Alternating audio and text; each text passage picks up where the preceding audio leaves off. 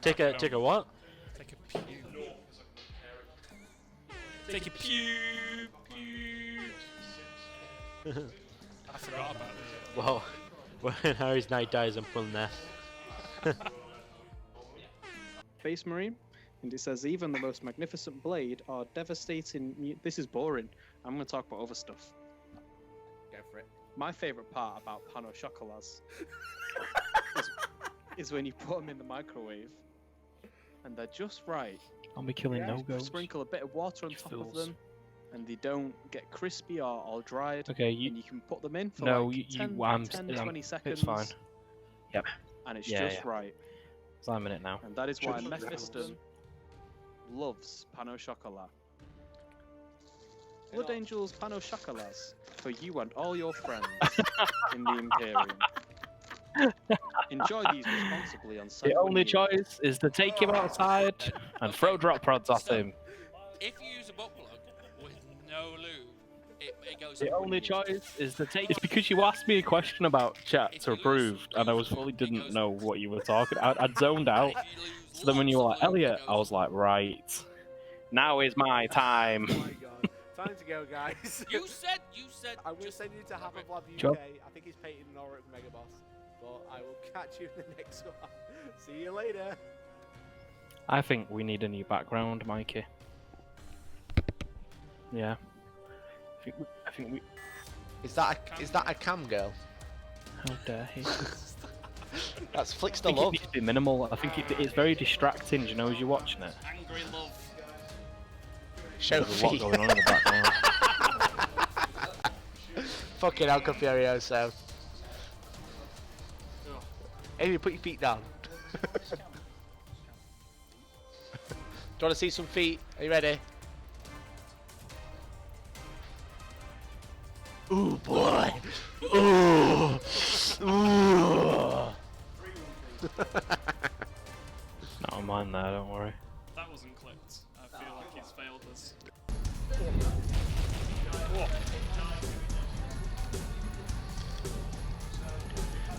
It's like the time bathtub. Ooh. Hello, everyone. That's Well- why I'm done face. We saw an epic ham shank and the Chaos won it by 1, Neil said. I'm pretty sure that's what he said. Pardon? Not ready for this level of production. Alright. That thing they did looked really good, you know, that like trailer. That was sick. It was really good. Fellas in the back say yeah. Yeah. Oh, it tastes gross. Why Ow. right in my mouth?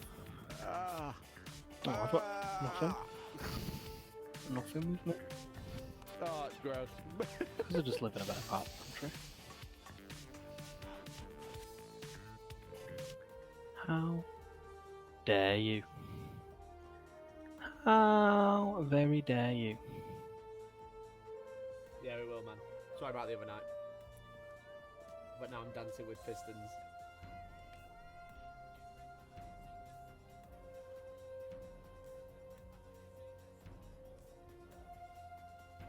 Stop.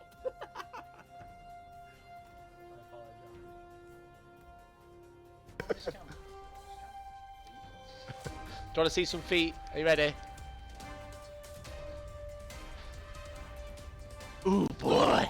Ooh. Ooh. That wasn't clipped. I feel like he's failed us. I love what doing it and making it funny, and then watching it back again is even better. I am ready. Welcome, guys, to the terrible, horrific, bad, but well-organized podcast. Oh dear. Oh dear. Today is going to be a salty podcast, but also, 1, because of my experience of the weekend, but 2, because everything's gone wrong ever today. Literally ever. You say this every week. I do, yeah. It's a terrible podcast. I'm just going to It's rename it because to the all most terrible podcast. All the talent. Even though I've just sat through it all and listened to you be stressed about it, Yeah. I'm going to call you out and say, Yeah. actually, the last half It's an hour not hasn't that bad. happened. Yeah. And to be Yeah. fair, he just gets upset at his technology users because, I mean, it works all week apart from when he actually wants to use it, and then it just decides to not work. I don't get why that works. Why does that Yeah, happen? That's just technology in general. Claims to be good with technology, and yeah, he didn't even. Did you hear him read the computer like its rights of activation at any point? No, I did not hear him Alex? do the correct Byronic chants either. No. I haven't It's even rubbish. seen him make love to his toaster once, so I don't know what we're supposed to So do with Mikey's not allowed to talk about the toaster later it. No. because we don't want to upset the Omnissiah. No, that's No. true. Let me get comfy. Can I get cozy? Yeah. Okay, cause is literally going back 10 degrees. So, welcome everyone. This is the pre-show to the actual podcast. We haven't started recording the podcast yet. This is where we set up and make sure everything's going to work and hopefully not die. So tonight I'm joined by Hopefully. it's me. It's your boy. Hiya. And then we've got Alex. It's the other boy. Hiya. Hello. Do you want to tell us about yourself, Alex? Yeah. Cool. I'm And we've also joined by Elliot. You little son! I swear to God, that was PG. That I didn't swear. Well I'm done. also joined by Elliot on the phone. Say hi, Elliot, on the phone. Hello, Elliot on the phone. Oh, I got it wrong. I said hello instead of hi. Rograk says also the frames are dropping. The frames dropping a lot. Oh yeah, I've dropped like 1,200 frames, so it'll be fine. It'll be fine. And thank fuck, no one will know that I eat. Terrible. Okay, so today we're going to be doing talking about the podcast Warhammer Fest. But this is like the pre-show to make sure everyone can hear everyone. It's not just you, Tom. I was dropping frames and now I'm back to normal. But can everyone hear me okay? Can everyone hear Alex? Do you want to say hi, Alex? Hi, can you hear me okay? And can you hear Elliot okay on the phone? Hello. Hello? You can give us a bit Hello? more of that as well. Yeah. Drop Elliot's volume a bit. Drop Never. it. Drop it like it's hot. 1 second. Never drop my volume. So I want to say a massive shout out to Tom. Tom, or TJ Ray in the YouTube chat for giving me advice about recording the podcast live, and I found some cool software, but it's also giving me a massive headache. So we're gonna do our best. So, are you guys some of the 16 people that are going to the 40k Games Expo? No. No, not you, Tom. Not Rugrats, Tom. I apologise. It's TJ Ray, Tom. So Elliot's a bit loud. Is Elliot any better? Say hi, Elliot. Hi, Elliot. Well done. Thank you. Am I any Appreciate better now? Am I the same it. I volume don't know. Are you well? as the mortals? Are you well? Have you had a good day? I'm well. I'm good. Yeah, it's been good. It's been a long day, but Yeah. you know, we got to keep going. No. Are you okay, Alex? Yeah, it's Keep been getting at work. that bread. You've been at work. Working for the man for that pound sterling. You know. There we go. So everyone can hear everyone. So Everybody can hear. Are we okay to start the podcast? We've got a lot in for it today. We're going to talk about, well, first of all, we have YouTube's favourite show, the snack review, the food review, with a brand new bed. Thank you again to TJ Ray. TJ Ray's a legend. Do you want to come and be my personal? Because he works in radio. He works in radio. In radio. I was going to say where. I didn't want to say where. Yeah. He works in radio. Ooh. So like he knows this stuff. So maybe he could. Do you want to come work for me? I can't pay you. He but doesn't pay do you. you want to work for me? Yeah, don't do it. I We're got all sacked trapped. on the Don't weekend, do and then I'm still here. I got him to sign contracts that they can't destroy. So today we're going to talk about YouTube's favourite show. We're going to talk about Warhammer Fest. Yeah. How it went. Yeah. Overall. Yes. Yes. How the Warhammer Fest Yes. went. Yes. And then, but we're probably going to do a little bit of a chat about how we've been first before the food review. So the way it's going to go is I'm going to say hello to everyone again, introduce the podcast, ask you all to subscribe. Then I'm going to talk to everyone. I'm going to actually ask Alex how he is and what he's doing, and then I'll actually let him answer this time, maybe. Then I'm going to ask Elliot what he's doing. No, just keep how it was. I mean, that's just straight. And then we're going to talk about Warhammer Fest and the general experiences of it and how well it went. And then we'll probably talk about some of the crap, and then we'll call it a night. I think that's about right. Yeah. Does that sound good to you, Alex? There's not a Sounds- lot really to talk about, is there? I mean, there's a bit, but it's not going to be a long slog. It's not like we've just come back from like a big tournament or something, and we really need to dissect that. So, No. lighter listening, I guess, today, TJ rather says than the it'll ins and pass. outs of competitive lists. TJ doesn't want to wait for me. He'd rather listen to Justin Bieber on loop. Wow. Good luck. That hurt. That hurt. Okay. So, shall we? Are we ready to make a start, boys? Yeah, yeah. I'm more Yeah, than happy to why make a not? start. Okay. So I'm going to press record on 2 pieces of software now. Oh no. I'm going to do it on this one first. Oh no. That one's recording. Right, and then. Not that one. And I need to then- do it on this one. Hooray! 2 pieces of software. Right, that's recording. And I'm going to do the intro so everyone goes quiet. Oh no. Welcome, guys, to the Hellstorm Wargaming podcast number 15. Hooray! We made it to 15, Alex. Oh, can I talk now? No, I'll have to talk. no, stupid. I'm talking again. So yes, we are. This is podcast number 15. Tonight I'm joined by the lovely Alex. Say hi, Alex. Hello. And I'm also joined by Elliot. Again. I've been again. I can't even bother to talk. Just sit here and just be quiet. And I'm also joined by Elliot on the phone. Say hi, Elliot, on the phone. No, I don't. No. Say hi, Elliot, on the phone. No. Why not? Should have Very walked off fast. like I did. You're furious. So hopefully, if this has gone well, Elliot on the phone sounds like he's not on the phone. He sounds like he's actually in the room with us. Hello. If It is not- me. I'm in the room with you. Buzz, All buzz, is it's well. me. Go back to Buzz, sleep. buzz, it's me. So today, the podcast we're going to be talking about, we've called it Warhammer Fest 2019, a contrast in organisation. Because, but no, we didn't call that. Mike I called did. that because he thought it was The hilarious. Supreme Overlord. I did find out the weekend that I obviously have the T-shirt that says Leviathans that almost looks like the Levi's logo, but it definitely is not the same. For copyright reasons. You can buy that at shop.spreadshirt.co.uk/HellstormWargaming. I am also going to make a new He's T-shirt shameless, man. called Supreme Overlord, but the Supreme logo. Because how cool would that be? You'll also be able to buy that at shop.spreadshirt.co.uk/HellstormWargaming. So today, that is the podcast. We do have YouTube's favourite show to begin the podcast. Like the meat, that's Before like the we meat do and that, potatoes, and then just after Mikey we'll do has Warhammer got a Fest. green T-shirt on.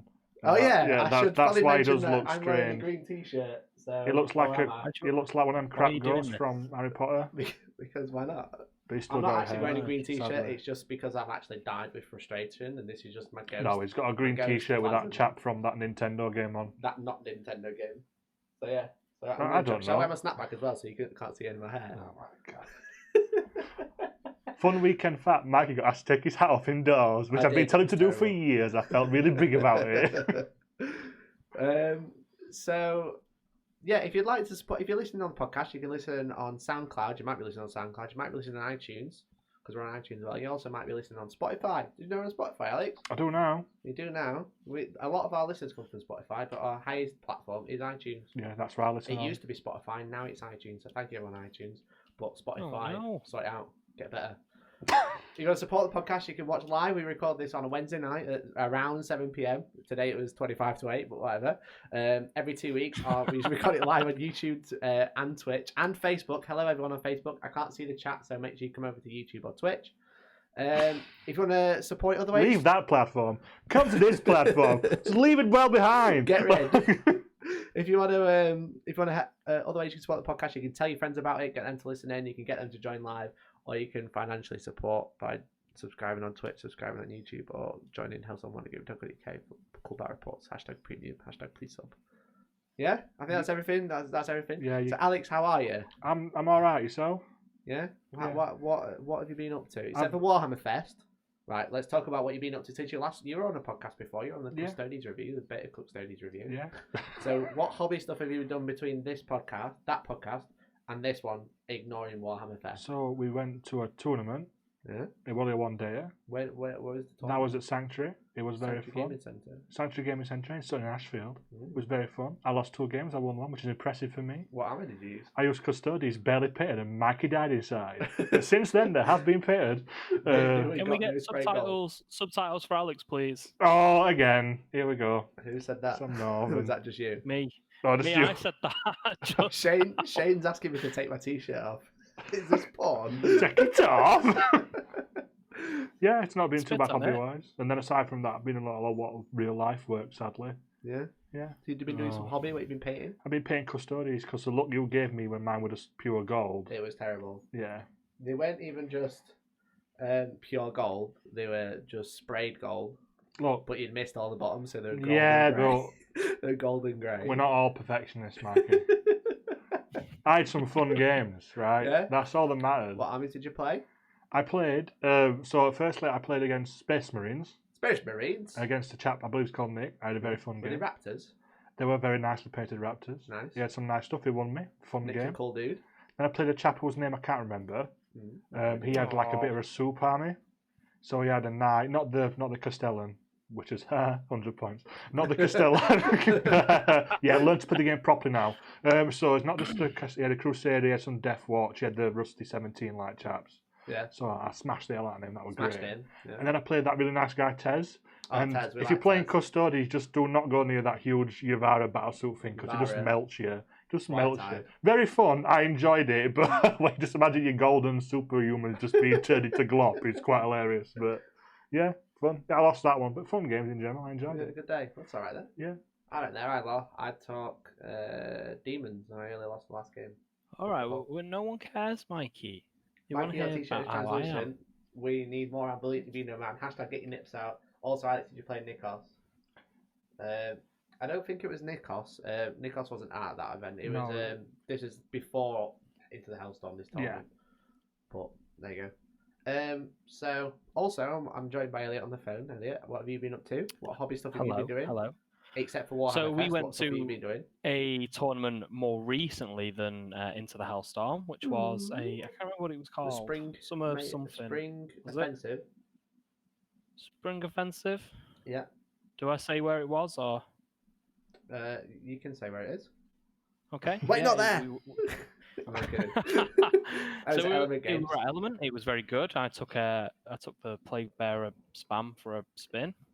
I don't think it was more of a spin. It was more of like a hobble round in a circle. It was interesting. Yeah, I placed higher than I thought I was going to be going. Yeah. It was quite nice. I was quite happy with how I did. I think quite a lot of it was luck, but you know, It's a dice not- game. What yeah, army it's did a you dice take? game, isn't it? At the end of the day. Pardon?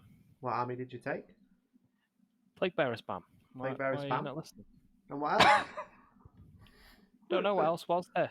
The Death Guard. Oh yeah, but they didn't really do much. Yeah, fair enough. It was the Very Plague true. Bearers that got me the Yeah. wins that I needed. Who did you Yeah, play? none of What the, did they have? So I played James Yeah. from. Is he a full member of Tabletop Tactics? Yeah. They who shall not So, be Little named. Dragon. So he Yeah, was there so with Little his friend Dragon. Fist. So I played against him. That was a really, really fun game. I really enjoyed that. He had a Crimson Fist, sort of like, not. It was quite a simple list, really. No bells and whistles. He did have Cantor. Yeah. He was a bit of a beat stick, but when Cantor's you wrap pretty good. him with 30 Plague Bearers, he's less of a beat Just stick. like good luck. He does just eventually die. Yeah. I played a Plague Bearer list at the start of the day, which just became a who can die slightly slower than the other one. Game. It's just two Plague Bearer spams that matched game one. It's Yeah, horrific. exactly. So I was doing okay on points on that, but I got some really unlucky rolls with some invulns, and one of my left flank just collapsed basically, and the game was gone. And then lastly, I played my friend George. Big George. Big tall George, yeah. What did he have? He was a Salamander player. Took 2 Leviathan, took a very Dreadnought heavy list. I think he had 4 Dreadnoughts with him. Yeah. So big props to him Nice. for taking loads of Dreadnoughts. I mean, 2 of them were Leviathans, so let's I not mean, pretend like he's he just was one a of those hero that we guys. all Yeah. needed. One of those guys. You. But that was a really, really good game. And me. I That's think good. I the list was perfect for killing all my Plague Bearers, but I think George hasn't really played missions very much. He's not played a lot of not played a lot of competitive Warhammer, and I think that was just the edge. I think I kind of knew relatively what I was doing, and I think he did what I think everybody does when they start playing competitive 40k, whereas they focus on killing stuff at the very start, and then about 2 hours in, they go, "Oh God, there's a mission." And then they go, "Oh, how do I win?" Oh wait, it's too late. Yeah, RIP and then by that mission. point, I was already sat on like loads of the objectives, and I think I'd just been scoring away. So just managed to get that one out. Apart from that, not a lot, honestly. No, I've been doing a lot of reading. I'm reading Slaves to Darkness at the moment. Picked up a few books, but I picked them up at a certain event that I'm not allowed to talk Not allowed to about, talk so about we'll that get yet. back to All right. Yeah, we'll get. I've just finished the Horus Heresy books. Yeah. Like last week. Yeah, you've just finished Buried Just Dagger, haven't finished you? all So. of them. Yeah. All the Horus Heresy books ever. Yes. Crazy. Yeah. How many is these? The 55 altogether. 50. I can't. 54 is it? Or 51? Could be something like that. There's all the anthologies, right? And which is. Yeah, Yeah. I've read a lot of them or listened to the audio drama before, so like I'm not buying that again. Yeah. No. But all the main books, read them all. So, And I did take a plunge and get a load of very fancy bells and whistles Forge World Dreadnoughts. It's been healthy recently. You've been at Forge World? Forge World, mate. What have you been Just buying? you watch this space. The Death Guard. The Gonna Death get Guard. some chonky dreadnoughts. Maybe you'll be able to actually paint them as well with some new stuff. That we can talk about No, in a I bit. don't know about that. Don't know Yeah. about that. Doesn't work on flat panels. Doesn't. I was going to say with Tom about the tournament Alex was on about. It was actually the one that was before our event, so it was like March the tournament you went to, wasn't it, Alex? It wasn't. Yeah, this week, yeah. Sadly, this is like old news, but it's news. yeah. So, shall we move on to YouTube's favourite show? Why Do you not? think? I've just got to Yeah. I've just got to have a think about it, and by that I mean find the file because I've closed it down like an idiot. Shall we go for 1, 2, or 3? Because I don't know what these are because these have been remade. 2. 2 it is. So it's time for YouTube's favourite show. It's time for the food review. Nothing happened. We've got some new funky music thanks to TJ Ray, because the last time we used our actual music, which is copyright free by the way, we got copyright claimed. Hooray! So we couldn't make any money from that, and also stopped getting promoted. So thanks YouTube, thanks for that company. So today we have a really cool thing to review. We have something that's getting green screened out. We have Fresser's Chockets. And it's got crispy wafer and vanilla cream nibbles to treat your inner unicorn. Treat your inner unicorn. I never knew I had one, but I'll find out. There you go. I know it's reversed, but this music though. Are you loving it? Is it? P.S. Is the sound level okay? So these are zipped for freshness. Yeah, I was about to mention that when something's called zip for freshness, you normally think of like cleaning products. Yeah. You know. I'm loving this funky music. It is quite. I'm loving it. I know Actually, you can't hear it. I but do you know, like a bit of. Nice loving music. I was life. gonna say it's making me very sad the fact that I can't hear this music. It's a bit sad that it's not going to be on the podcast, Irene, unless I put it back in. So you're welcome if I did. So it says, here at Freshers, we let our imaginations run wild. We're all about innovating new, tasty, and most of all,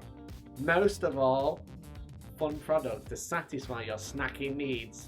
It's our passion to create treats that everyone will come to know and love, so you can be sure that if it's Freshers, it's fab. I love reading the back of the packets because it says, please dispose of this empty packaging thoughtfully, as if you're going to go out and like ram it down a dog's throat or something. You're like, oh, I'll just destroy the environment instead, don't worry. What does it say You, at the bottom and then above, Come made in here, Malaysia. Come here, little turtle. Put this up your nose. Yeah, let me put you inside this and throw you against the wall. You know. Here, eat this bit of a straw. Oh god, let's not get into chuffing They straw are, gate. if anyone would like to know, Oh, they no. are halal. So I don't know what type of meat's in there, but they are definitely not a vegetarian if they have to define that it's halal. I mean, no, there's other things as well, you know.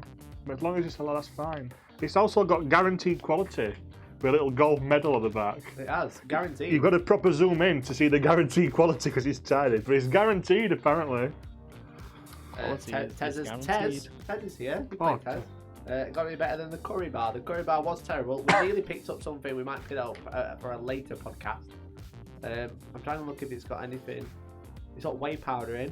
Whey, get it? Oh god. It's got coconut milk in, You just salt hurt and my feelings, artificial mate. flavour, vanillin.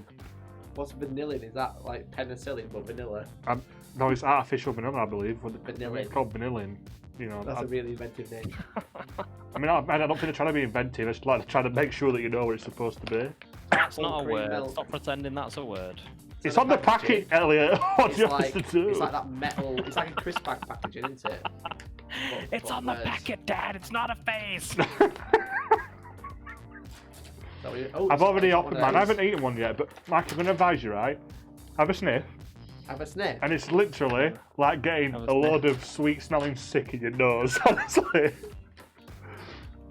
too sweet. Oh, do you know what it smells like?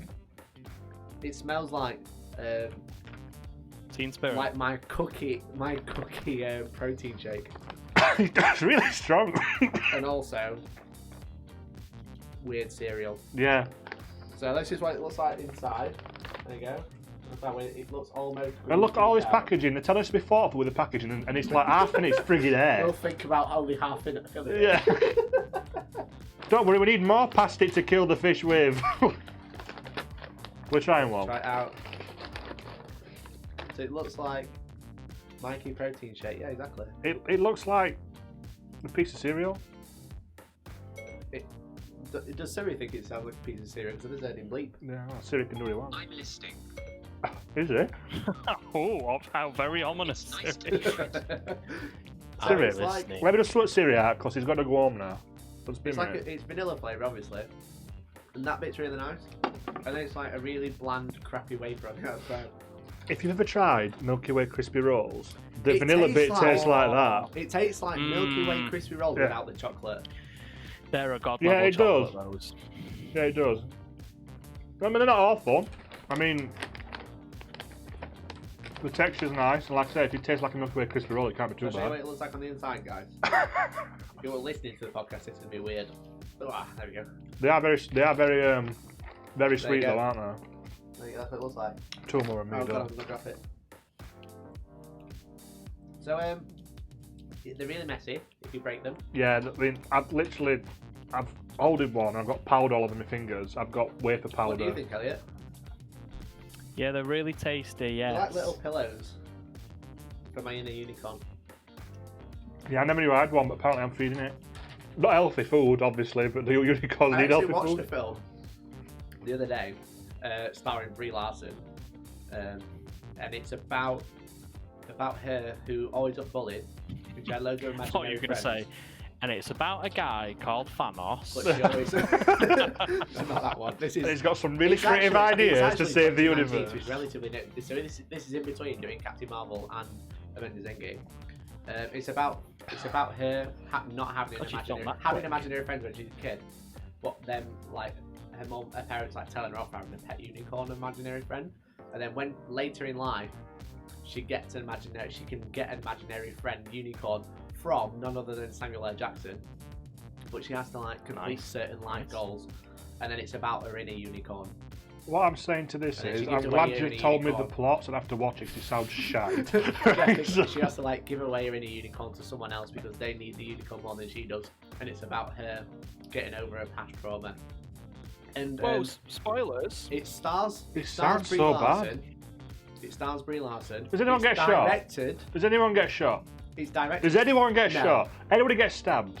Yes. Is it okay? Is it proper fight scene or just like No. emotional crap? What's the point Why are you watching getting it? all the Listen. spoilers out? Listen, But- it's. Do you know who it's directed by, Alex? Go on. It's directed by Brie Larson. And it is a She can do terrible, terrible everything. movie. She can do everything. She's perfect. Let's not go into it because you've Moonton got just subscribed for Thank you. 23 months in a row. you absolute mad Everything is lad. tasted to me. There we go. Thank you very much, dude. We appreciate it. 23 months. That's nearly 2 years. That's 2 years next month. Oh, Mikey can do maths Look, now. that is good maths, Mikey. Well done. The longest subscriber to any of I'm our platforms washing. ever. I'm washing the sweetness down with Shandy. Glug glug glug. Slip juice. So yeah, that film is terrible. As along with that, these snacks. These snacks are just They're not bad. It's just they're very sweet, and you won't eat all them to yourself. no. It's not like it's crisps and Moorish. It's too sweet. They're not Throw 'em a like- bunch of hungry kids and watch them fact to death for it.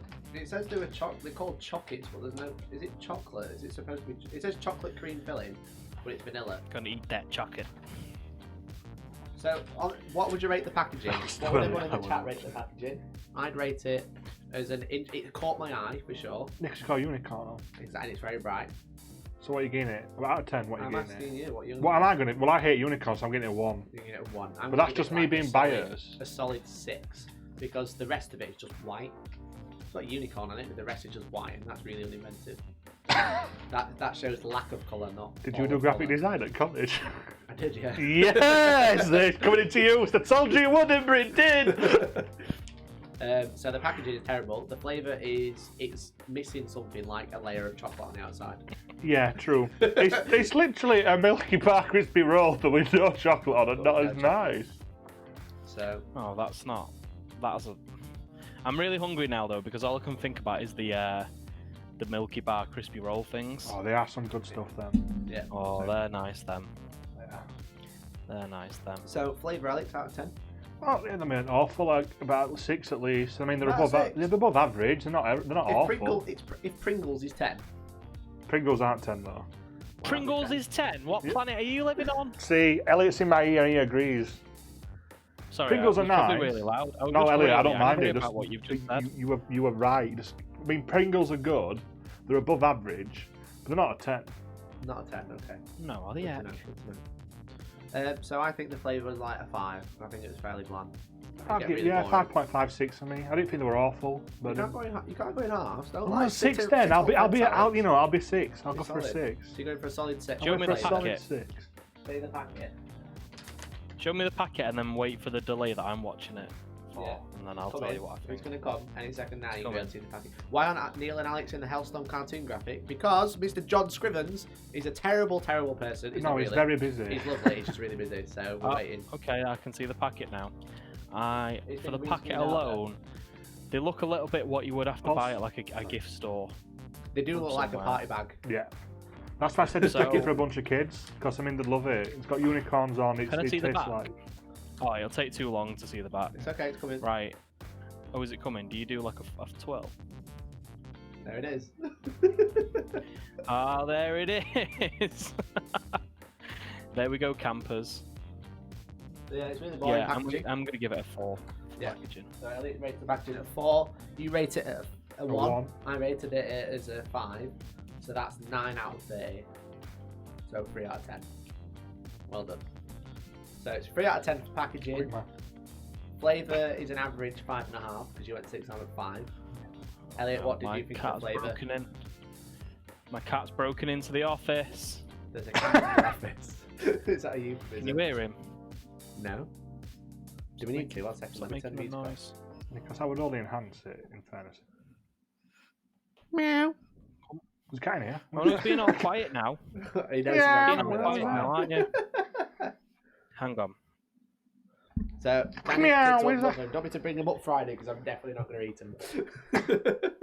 So, that was a feud review. That is one good thing though, because the zip, you can just seal them back up, take them up to Oh. Elliot, lay me all these So crap sweets. functionality of the packaging, Sweets, solid 9. cereal, yeah, they would Except look for it's at. only half full. I mean, solid that is 5. useful. Yeah, I'll give them that.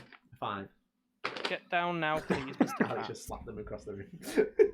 They'd be really good at throwing at other people. And for Oh, the price, yeah, it's definitely but- worth it. Ow. There's some snacks that you can eat and enjoy and still want to throw at people, That's true. like mini cheddars. I mean, I love them, but have one.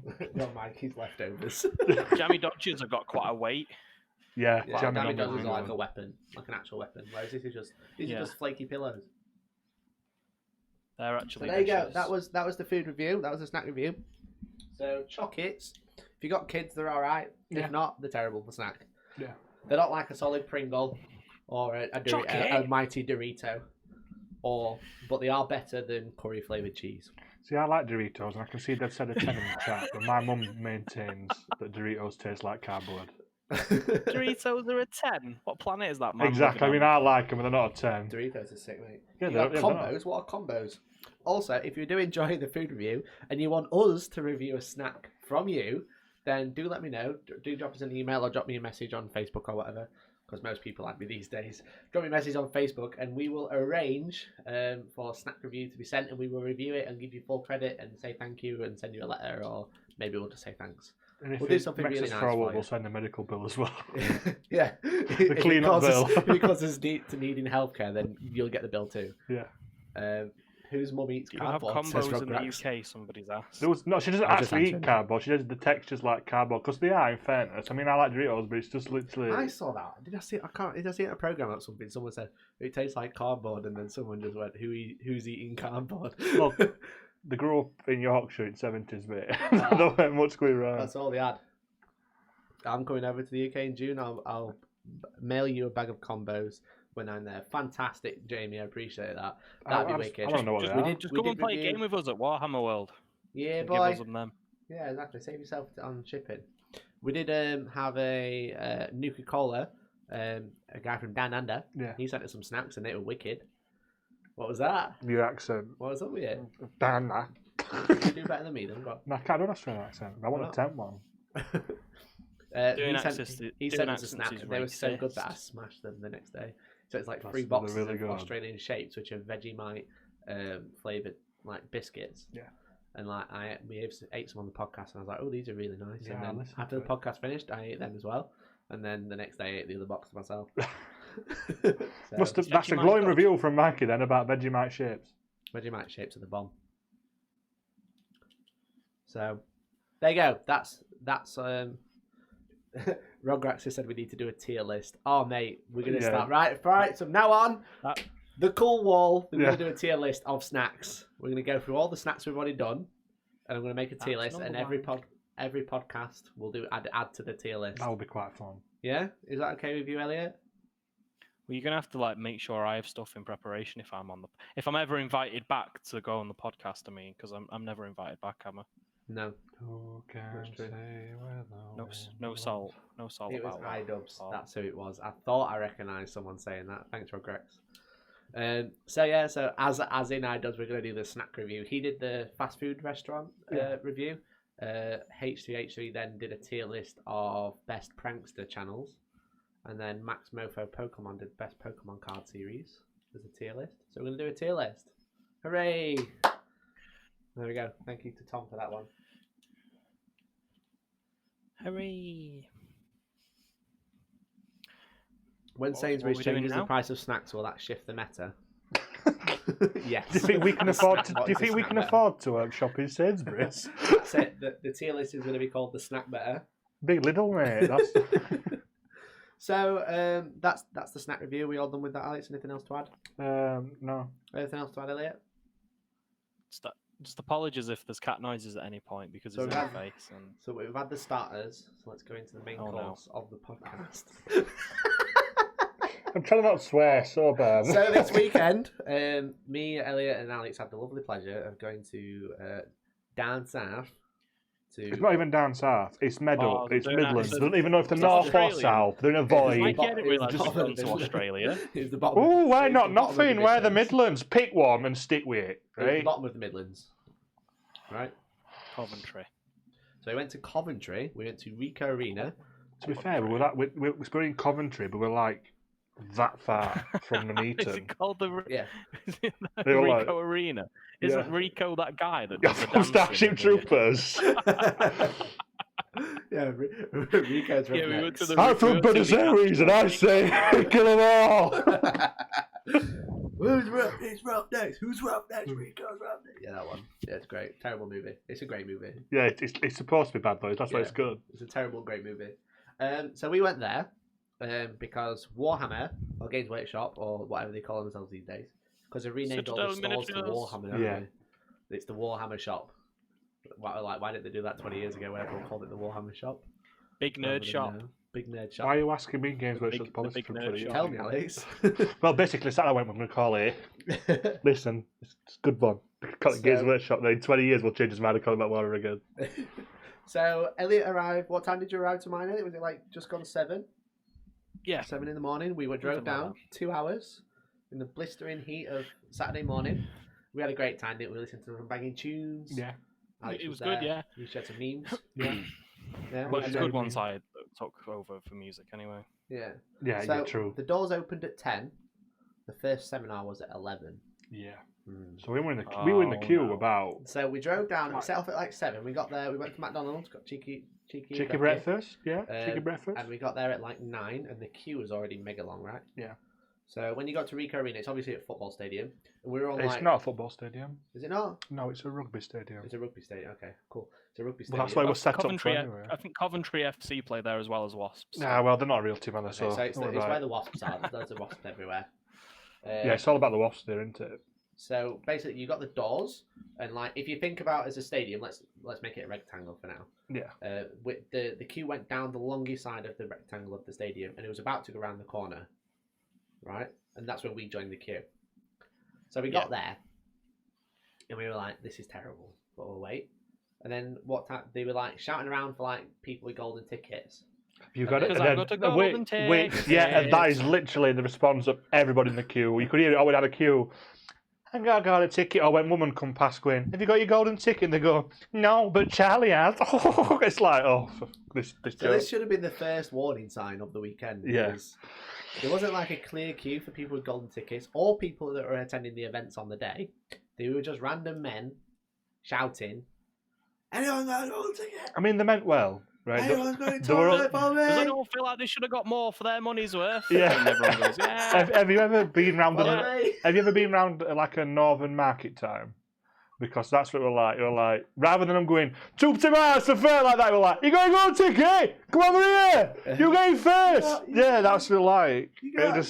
You come with me if you got to. And then some of them were like, they were like, got one person who was going to a toilet. They were like, all right, guys, come with me. And then they disappeared. They disappeared just like took no them one away. heard- no Very one else much heard them. reminded me Off- of Off to the gulag. I could never see it again. you know when you go to Alton Towers Yeah. and you think you've done the smart thing by buying a fast track pass, Yeah. then you realise that everyone else at Alton Towers has bought a fast track pass. Yeah. You just end up in another queue. Yeah, exactly. That's what the golden ticket thing ended up. It was like you can go in 25 minutes early to join the other queue. queue. It's like great. 25. You get early access to another queue. Yeah. And all the English people there and the British people were just loving the queue so much. They really We're were. just loving that queue. So also what? That's so what then we the paid queues- for, isn't Yeah, it? we were The queue complaining about the exhibit. queue while in another queue to join a queue, and they were like, "This is queueception." It was Yeah. great. So then it started moving in really slowly, and then there were some cosplayers there. And as I was saying to these guys on the day, I really like cosplayers until they start bugging you. And then there was a man dressed as a Blood Angel, and he was a bit short, but he was all right. There was a man dressed Yeah, it as was a a good death effort. It's a good Yeah, effort. he had really good lenses, didn't he? They were Yeah. really good lenses. Yeah, good effort. He was just a bit short. That's all. And then there was a deaf company, like the deaf company veteran. They couldn't get out of the door Yeah. because the gazebo. Which was really like- ruined the image of him being a space marine. Because in the fluff, you imagine the space marine just like smashing the door open and then killing all the unfortunates inside. And he was like, no, I'll just get down. And yeah, just a moment. And then helping him get down, like his knees couldn't bend like an elephant. So then he ended up going back inside. Yeah. So that, again, this should have been another warning sign. So there was just like there's no pre-planning for this situation in particular of the deaf company man trying to come through under the gazebo, which did not work. Yeah, they needed a dry run, didn't they? Of the Yeah. Whole Robert says I outside really like situation. cosplayers. Oh mate, there was like lots of cosplayers. Yeah, and there were some good cosplayers And there who was left lots you of bad alone and just looked cosplayers. cool, and there were bad cosplayers who wouldn't leave you alone and kept shouting Yeah, things. so whilst this was happening, there was this man and he was dressed as a commissar and he had some Imperial Guard sergeants with him and the costumes were pretty good. But what they kept doing is shouting at people, like saying, "Is there any heresy?" And it's like, ugh. And to be honest, on this Ugh. like an hour into that, when you're in the boiling sun, It was really warm. That and morning. you just It was start, like you 15 don't say degrees. anything at first because you're too reserved, and then while you have to go, yes, there is. Would you like to talk about that, or would you like to go further down the queue and leave me alone? It's like Yeah. I don't know. It's just I don't know if it's just me. it was a lot, wasn't it? I think we described it at one Yeah. point as just a bit much. There's a lot who more, are just really yeah. cool, just walking up and down, and They then just and pose the Yeah, I it. really kids like loved that when it. The people are kids just there, like, yeah. they loved it. They were like, "Oh, I took a photo with the space marine or with the guardsman or the sister ballet, whatever," and the kids loved it. Yeah. But like, don't get me wrong, we're in a hobby with plastic toys, so we are slightly children. But I don't want to be like yelled at. But like only a child. interact with me if I interact with you. I don't know if it's because we're British. Yeah, maybe it Because like is. in the US, I imagine it's completely different. Yeah, I imagine the idea of it's completely like, oh, there's a cosplayer there. They've got as Rograx has said, EU LARPers at cons. yeah. They're all LARPing and everyone else is loving it. But it's just not over here yet, I don't think. I don't think people are ready for that situation. And I'm certainly not ready for that situation. And that makes me sound really... I'm bitchy quite and a miserable. reserved person as it is. So every But, time yeah. they said something, like there's a natural part of my body just like, please back away from me. It's okay. I decided it's 'cause Like we're it was British. really impressive. Like the Space Marines, especially on the second day, like Yeah. they managed to get there was an Iron Warrior, there was a Corn Berserker, and Oh there was yeah, a Death yeah, they Company were cool. Marine, Then, yeah. and they were in like the full get up, like they were clearly wearing stilts, so they were like Yeah, they're about 8, 4. 9 foot Yeah. tall, weren't But they? they were just walking And around, they- weren't they? And Yeah, and posing. kids, Their like I said, suits kids were just, like, loved it. really The impressive, kids and it loved was it really in good just photos to and see that. them. Yeah. But what I didn't need to see was What just about guns out? just I wasn't going to bare call someone out, but I was just thinking about the guy dressed as a Kata-chan with his muscles out, which didn't have any Oh muscles. no, I'm not about the He was Cat-chan hilarious. because I mean he was just like the run to the pack, but that's fine. With You're it, like- so, I mean, it's funny because in the queue, I'm not going to body shame anybody. We've seen my body, but that's fine. At least put an effort in his costume. I mean, the guy was walking around the silver breastplate, and they just like decided to wear no shirt. So they were a really warm day. So all I kept thinking all day, well, like, has he put some factor 50 on? Because he's going to burn his head. I'm like a proper dad moment. But when someone saw the Kata-chan, he had a big bolt gun. And I remember someone behind us, someone in the queue went, he's not shooting a bolt gun with those weedy arms. That proper creepy. It was hilarious. Yeah, me and Elliot went full like fluff nerds because we were like, look at the various guns going. Well, that's not standard issue. Stuff like that. I would say Stuart Hay on YouTube says, as someone who organises cosplay events, I find that sort of thing very jarring. So I think it's just the UK in general. It's just we're not ready for I think at Comic Cons. it was like I wanted it to be an opt-in thing. I didn't just want to Yeah. have like cosplay thrown into my face. And like I said, some of them I stood outside posing fine. Yeah, whatever. like you said as well, like the Iron Warrior, the Corn Berserker, the other Space Marine chap.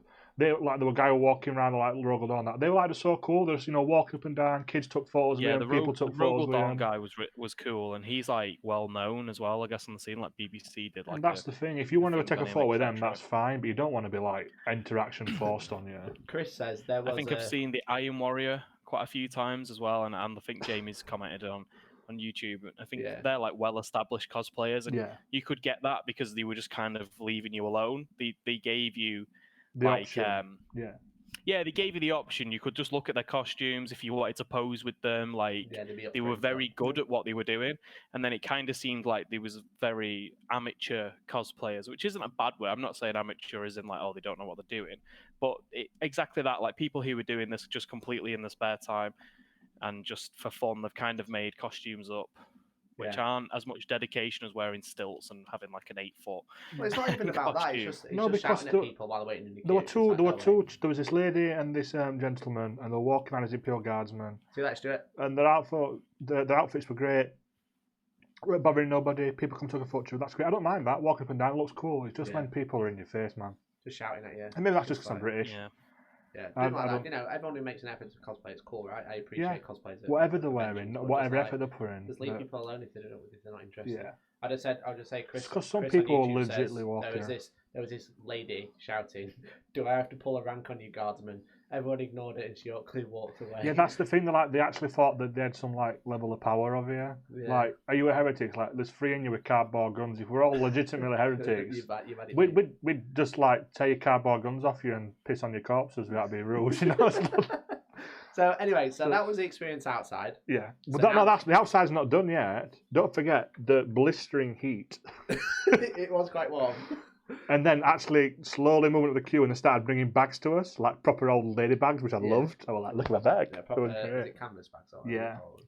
We've got a bunch of freebies. I'll give them that. Got cool freebies. Got some AOS Champion booster pack, which was cool. Elliot got a better card than me. We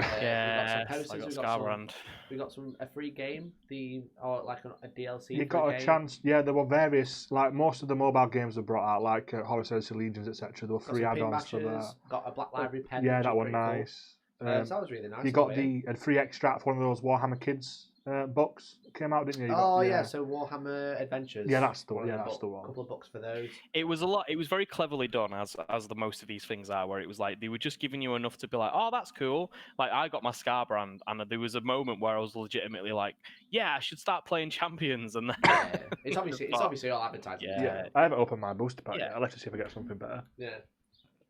So that was really nice. You know, if you play AOS do Champions, a live opening. Have you got it with you? I haven't got it with me, sadly. Live card opening. Champions. I know later on. I heard that they were like just letting people pick out their own free gifts. Yeah. And like someone like raided all the AOS Champions because they actually played the game. They got like 15 booster packs or something. Oh. So they're not even playing into it. They were playing a 4D chess, though. They probably got their worth of cards for the ticket. Yeah. So that was okay. That was cool. We finally got inside. Right, and there's just this big, massive queue to get into like the main exhibition hall. However, at 11 a.m. is the Warhammer 40k preview, and that is. So we got in at like what, like maybe we were inside just on 10, maybe like quarter to 10 or something, because they let you in just a bit before 10, didn't they? Yeah. but like the 40k preview was the only seminar I wanted to go to. Like all the other ones were a bonus, but I wanted to go to the 40k preview on the Saturday and the 40k Q&A on the Sunday because, funnily enough, I like Warhammer 40k in particular. Yeah. I wasn't that bothered about seeing the AOS one, but I've never been to like a preview event, so I really wanted to go. I wanted to see if it's worth going over like waiting for the community article. So we got inside, we're waiting for like 15 minutes. We're looking at the price of drinks at like £2.50 for a bottle of cola. Which is grim, but it's expected. Yeah, it's expected, but it's, Yeah. I'm just moaning because I'm waiting in a queue. Yeah. And then we see a sign, don't we, Alex? We see the sign. See, do you want me to go full blown off on one ear, or do you want me to just calm down? Because No, we gotta give a good critical review. Critical, fair. No, this is critical. So there's a huge sign, like Mikey says. It says seminars. The sign. This way. I mean, it's huge. It's all the way up this massive. Like, imagine the building's got multiple floors. Yeah. And obviously there's the beam supporting the building. It's the version. Yeah. Of somebody walking into a hall and go, seminars this way. Yeah. You couldn't avoid it if you tried. There were no other staff anywhere. Yeah. Because there was only Rico security. Oh, to be fair, we did ask. I'm sure we asked the lady, and we were like, "Which way do we go to the seminar?" Yeah, we did ask a staff member, and we said, "Where's the seminar?" And the chap very helpfully said, "It's upstairs on the 3rd floor." Yeah. So we saw a sign to the stairs, which is key. Yeah. So we sprinted upstairs. Didn't we? Well, as fast as we can. We did a sprint because I was like, "It's going to be right busy." We did a shuffle. We did. We did a husky northern lad shuffle. This is the 40k preview. They're going to show off new stuff. Need to get there first. Want to get a front row seat. Don't care about front row seat. Want to get in there. It's going to be busy. So we sprint up, and there's no one there at the seminar hall. So we're like, okay, it said seminars this way, but then there was no. I think we assumed that it was because we were far too early, so there was not a lot going on. Yeah, so there was the Warhammer studio. Because we got up there like there was quite some queuing downstairs, but like 10:05 or something, we were up there. Yeah. The big security guard in the main hall thought he was guarding Air Force One. He did. It was hilarious. They were like, he was like, can you turn me? your badges round, please, so I know can see the you're wearing badges? An official lanyard and you've got the back of the tickets, but can you show me the front of the ticket because that makes more sense? Yeah, because I want to sneak in here and do this nerdy hobby all day. Don't worry about it. So anyway, we're walking around so what is it? They call it Studio One, where all the rules teams and stuff were. Well, yeah, essentially like an exhibition room. But then there were no other signs. It was the best room. Let's be honest. It was the best room. It was the only room. It was the one you wanted to be in. I wouldn't be that harsh, but it was probably it was probably the best room. It wasn't the only worst room. Yeah. So we ran upstairs.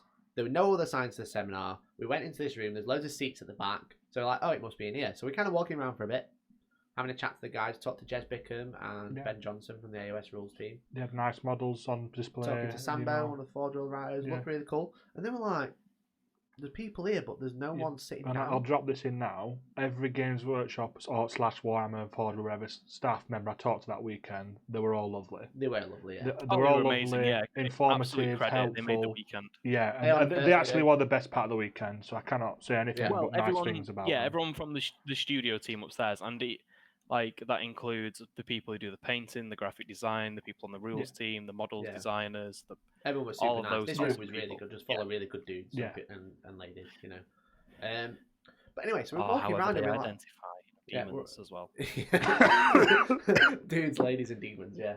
So we're walking around and we kept saying to people like, "It's like, oh, what are you looking forward to this weekend?" Or it's like, "Oh yeah, we're really looking forward to the Warhammer 40k preview." And they said, "Oh yeah, you're gonna really enjoy that." Looking at us and just going, "Oh yeah, you're gonna really enjoy that." So like, yeah, we're gonna enjoy that. And then, okay, so we're walking around, chatting to people. There's still no one at this seating. And then I said to one of the students, I think it was Jez, I was just like, "Where's the 40k preview? Where's the seminar room?" He said, "Oh, it's just through here," like pointed behind him. Yeah.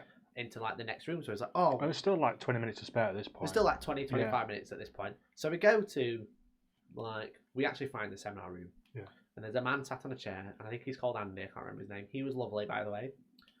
So we go, "Is this the way to the 40k seminar?" He's like, "Yeah." And he's like, "Okay, cool." So we're strutting in, like we know everyone. And he goes, "Have you got your wristband?" And I was like, "Excuse me." He's like, Excuse me. Excuse me. What are the...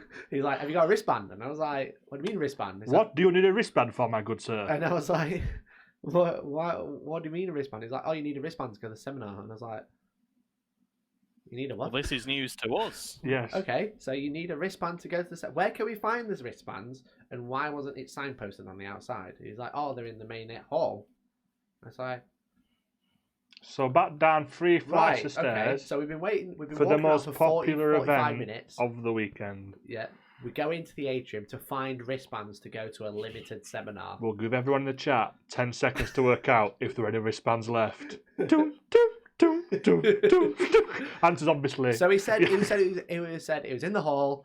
Turn right. If you see the bar, you've gone too far, right? So we walk into the atrium, the main area. Yeah, and this is the reason. It's a good thing that I'm a tall person who's been looking for things for his friends their entire life when you go drinking, because his directions weren't terrible, but the place where you got the wristbands actually just said, which they fixed on day 2, if you notice, by the way. Yeah. Actually just said customer service. So I was like, that must be where it is, because we were like, well, there's a bar there. Where is it? Yeah. So I'm walking around. I'm like, where are these wristbands? They should be surely. And I'm like, Mikey, customer service is this way. Where do we get the wristbands? And then as we got closer, we realised there was a few wristbands on the table. So we were like, right, okay, we've just answered our own question. Yeah. Sorry, Crosby, how you doing, dude? See you later, man. So obviously we've been walking around. It's now like 5 to 11, so it's taken us 10 minutes to find this place, and then obviously we go, hello, lady, who is not your fault at all. Do you have any wristbands left? And she was actually sound all weekend, weren't she? Yeah, she was pretty sound. She was obviously like, no. Especially because I bet she was she was probably having to deal with like disgruntled nerds like us all weekend. Yeah, but we were like on the lower end of disgruntled. We just took it out on ourselves like, rather than other people. Yeah. Lady, but still, it's people not your who fault. are I hate you for having left. No, I were like that. I'm like, it's not. I know you were. I don't like you anymore. You were literally streaming salt out of every pore at that point. So I did feel for you. So I was like, it was not signposted. So I looked on Facebook, and where it said like the seminars are here, it didn't say anything about having to get a wristband. There was no signs to say you needed a wristband to go to the seminar. Looked in the programme. That's what, when I said earlier, I got a rant about it. It's that every sign was like, seminars this way, go to your seminars this way, go now, seminar, go. Go to your but seminar. there were no little print saying, please get a wristband, or we're not going to get in. Yeah, you know what I mean? There's nothing in the it wasn't official like programme. seminars this way. Please remember your wristbands. Yeah, please get the appropriate wristband from all the members of staff that we've spoken to. Nobody at any point. Do you know when they were like, "Oh yeah, the seminars through that way, etc." Which wasn't their fault in a way, because we just asked, "Where is the seminar?" and the chap went, "It's up on top floor." Yeah. But you'd have thought. I mean, he might not have known himself. So, but you'd have thought he'd gone like, "Oh, you ain't got wristbands, chaps. You might want to go downstairs." Aware. Yeah, I don't think they were aware themselves. Obviously, the ones guarding the seminars were aware, but the other ones weren't. Because on the second day, I mean, the chap came to us in the queue, and they were like, "Oh, is it this way to seminars?" And I'm like, "Yeah, but you need to get a wristband." And that way, where did you get them from? Yeah. It's like, so this obviously hasn't been. Yeah. Also, on the second day, that the stairs had a barrier across until the main doors opened. Yeah. So you couldn't go So upstairs. they obviously had a lot of hoo-ha about it, aren't there? Upstairs in the seminar. Yeah. So yeah, it was just I was just like, why have you made this clear? On the way in, you should say you should have the wristbands. There was like a customer service desk on the way in. It wasn't like set up. It was like on the right hand side. As you went in, there's a little cubby hole, and you could be like seminar wristbands here, or you could say seminars this way. Make sure you get your wristbands. Or like even a piece of paper on it, just stuck on. Just something. Don't forget your wristband. And I'm like, I try to be positive about everything, but obviously Mikey were gutted because that's what he wanted to see all weekend. Exactly. So I felt gutted for him. I could have stayed in bed a bit. Yeah, he could have watched it on Facebook. You know what I mean? That's the thing. So I went to another seminar which I really enjoyed, which was the Science of Paint, and I was in there, and people were sending us pictures of the stuff that had come out from the preview. Yeah. When we were in the same building, we didn't know what it was. We wanted to know it was, but we didn't know because we didn't go to the seminar because of this. On the plus side, not much was spoiled. It's like, oh, there's a new repulsor and there's a transport for Admech. So there's the salt, but it's also like it's mainly the tea. It's not really the salt. Yeah, you don't want to pay £35. £37.50 to go to an event where you're hoping to find out what the future of Warhammer is going to be, just for someone to be like, oh yeah. You haven't got a piece of paper Here you go, now. here it is on the internet. I know you're in the same building, but you didn't get a wristband, so... Yeah.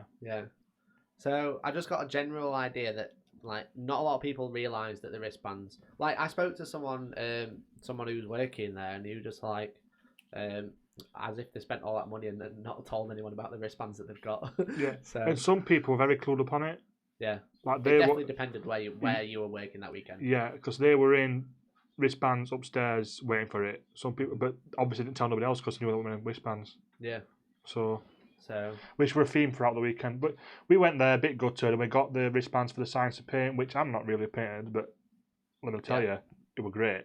And then we it was fantastic. We got the law seminar. That were incredible. We'll talk about it a bit. That was with Andy Hoare and Alex Tuxford, I think is his name. They were both. Any seminars we went to, even the ones of the subjects that I'm not particularly fond of, were great.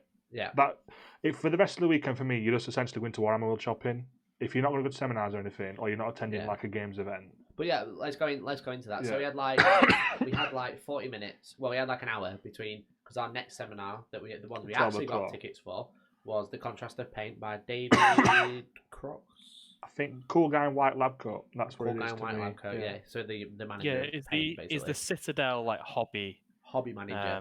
So hobby's anything manager, that you do, manager. anything that's not models, basically. By the sound of it, anything that's not a model or a book is hobby. So paints and tools and boxes and stuff like that.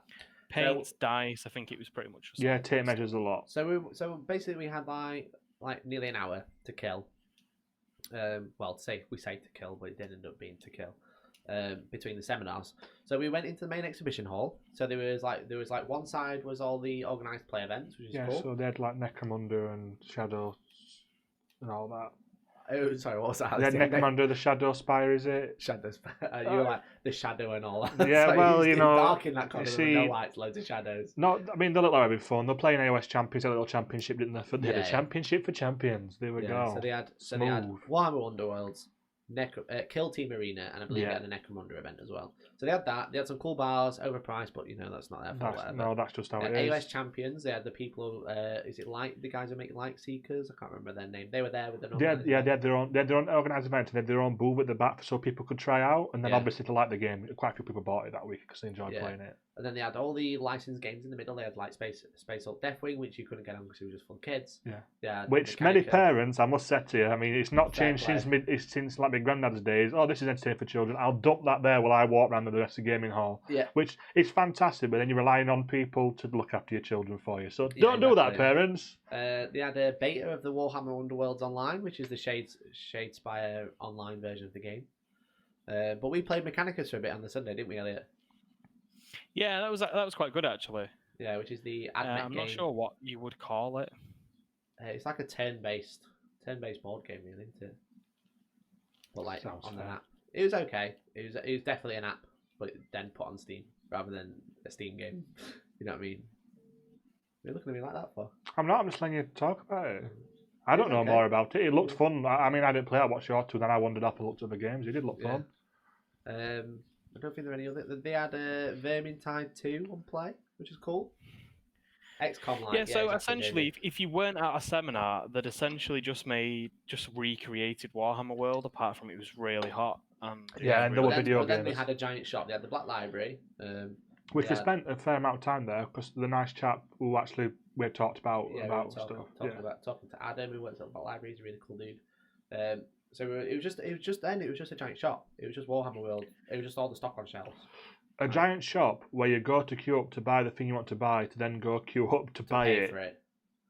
Yeah, it was really bizarre. There was like no security in this shop, right? No, I thought that was so strange. So basically, you had two queues, and you had them. So you had like all the shopping stuff in the middle. You had a queue at one side, you had a queue at the back, right? So you had a queue to go and get all the limited edition stuff. So you queued up. Yep. You got your stuff. So I think that was the Forge World shop as well, wasn't it? Yeah, I believe it was because I saw people buying Forge World boxes and stuff. Yeah, so you queued up, and this is my experiences. So I spent like 20 minutes queuing up to get the limited edition. I wanted the Lieutenant. I picked up the Lieutenant. I was like, "Can I have this, please?" And they're like, "Yeah." And I was like, "Can I pay on card?" And they're like, "No, you don't pay here." And I was like, "What?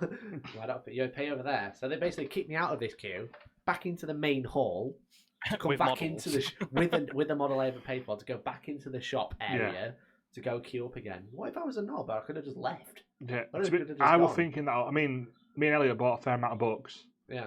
And obviously I wouldn't, but I thought if somebody just chucked these in the bag and just walked, I'm sure they had a system in place to stop it. I'm sure they did. But to the naked eye, we're like, it's just so bizarre. What if I was like, just walking out? Like... So then I joined another queue. I just love queuing, by the way. Joined another queue to go pay for it. You have to go to in the grim darkness of the far future, there is only queues. So please queue for your new So basically, we walked around the main hall. It was just games that you couldn't get on because everyone was already playing it, organised play, and then a shop. And it was just like, I've really spent 37 quid to come miss the seminar I want to go to because of bad organisation, but then just be in a shop. And I was like, Yeah. What am I doing here? And then, so I went to the Science of Paint, which is essentially the guys talking about the new contrast paints. Yeah. And like, my God, guys, those contrast paints are insane. Yeah, they're really good. That was probably... It was probably, even though loads of 40k came out, and even though I did go with the intention of buying some Black Library stuff, which we'll get onto, yeah, it was probably the highlight of my weekend, honestly. Yeah. And it was the thing that I was most excited about. You was proper buzzing about this. Yeah, because as we know, and as is a meme on the channel, I'm really lazy when it comes to painting. Yeah. The idea of spending like a couple of nights painting just one squad of Space Marines is just, I can't imagine anything worse. I'd rather do other things. Yeah. And that's just because that part of the hobby's not for me. I prefer the books on the game and stuff. Yeah. So these contrast paints where you essentially slap one thick coat, as they kept memeing. It's like a thick wash, isn't it? It's like a washy glaze. So they've brought new primers out. So I think one of them's called Wraith Bone. Yeah, and the other one is, I can't remember, but one of them essentially creates... They're both like an off-white, they're both like a creamy colour, but one of them... One's grey, one's cream, basically. Yeah, and the cream one brings out like the warm tones. Yeah. In the models, and the sort of grey brings out adds... what would you call it? You're a painter. It's cold. It gives a cold, a dull accent to like all of the paints that you're using. So depending on what actual primer you've used, one of these new primers, it changes the look of the model entirely, and that, I think that it's in itself is really cool because you can get some really cartoony, sort of like very in your face, vibrant colours. But then if you use a different primer with the same paint, you can actually get something that looks quite serious and somber and quite grimdark. So. Yeah, sorry, I'm going to stop raving about this paint, but I'm just very excited. It's great to hear you talking about hobby for a change and being excited rather about depressed and bored. So rather than just being like, oh god, the paint about paint again. But like, it's really cool that they've invented these new colours. But basically, they just brought out a really light cream spray and a new grey, which is lighter grey, but it's not white.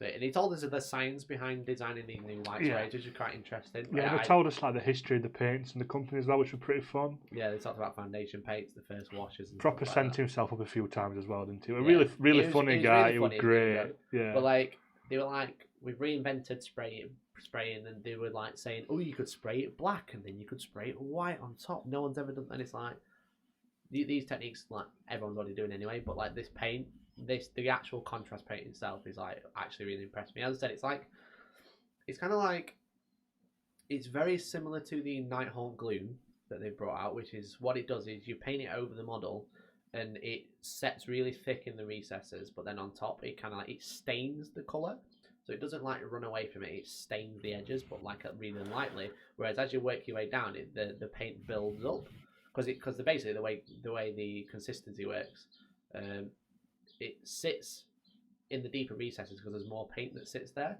and as you get to the edges, it must be a surface tension kind of hack. Oh, it got to be, hack. It's I like that. Hack.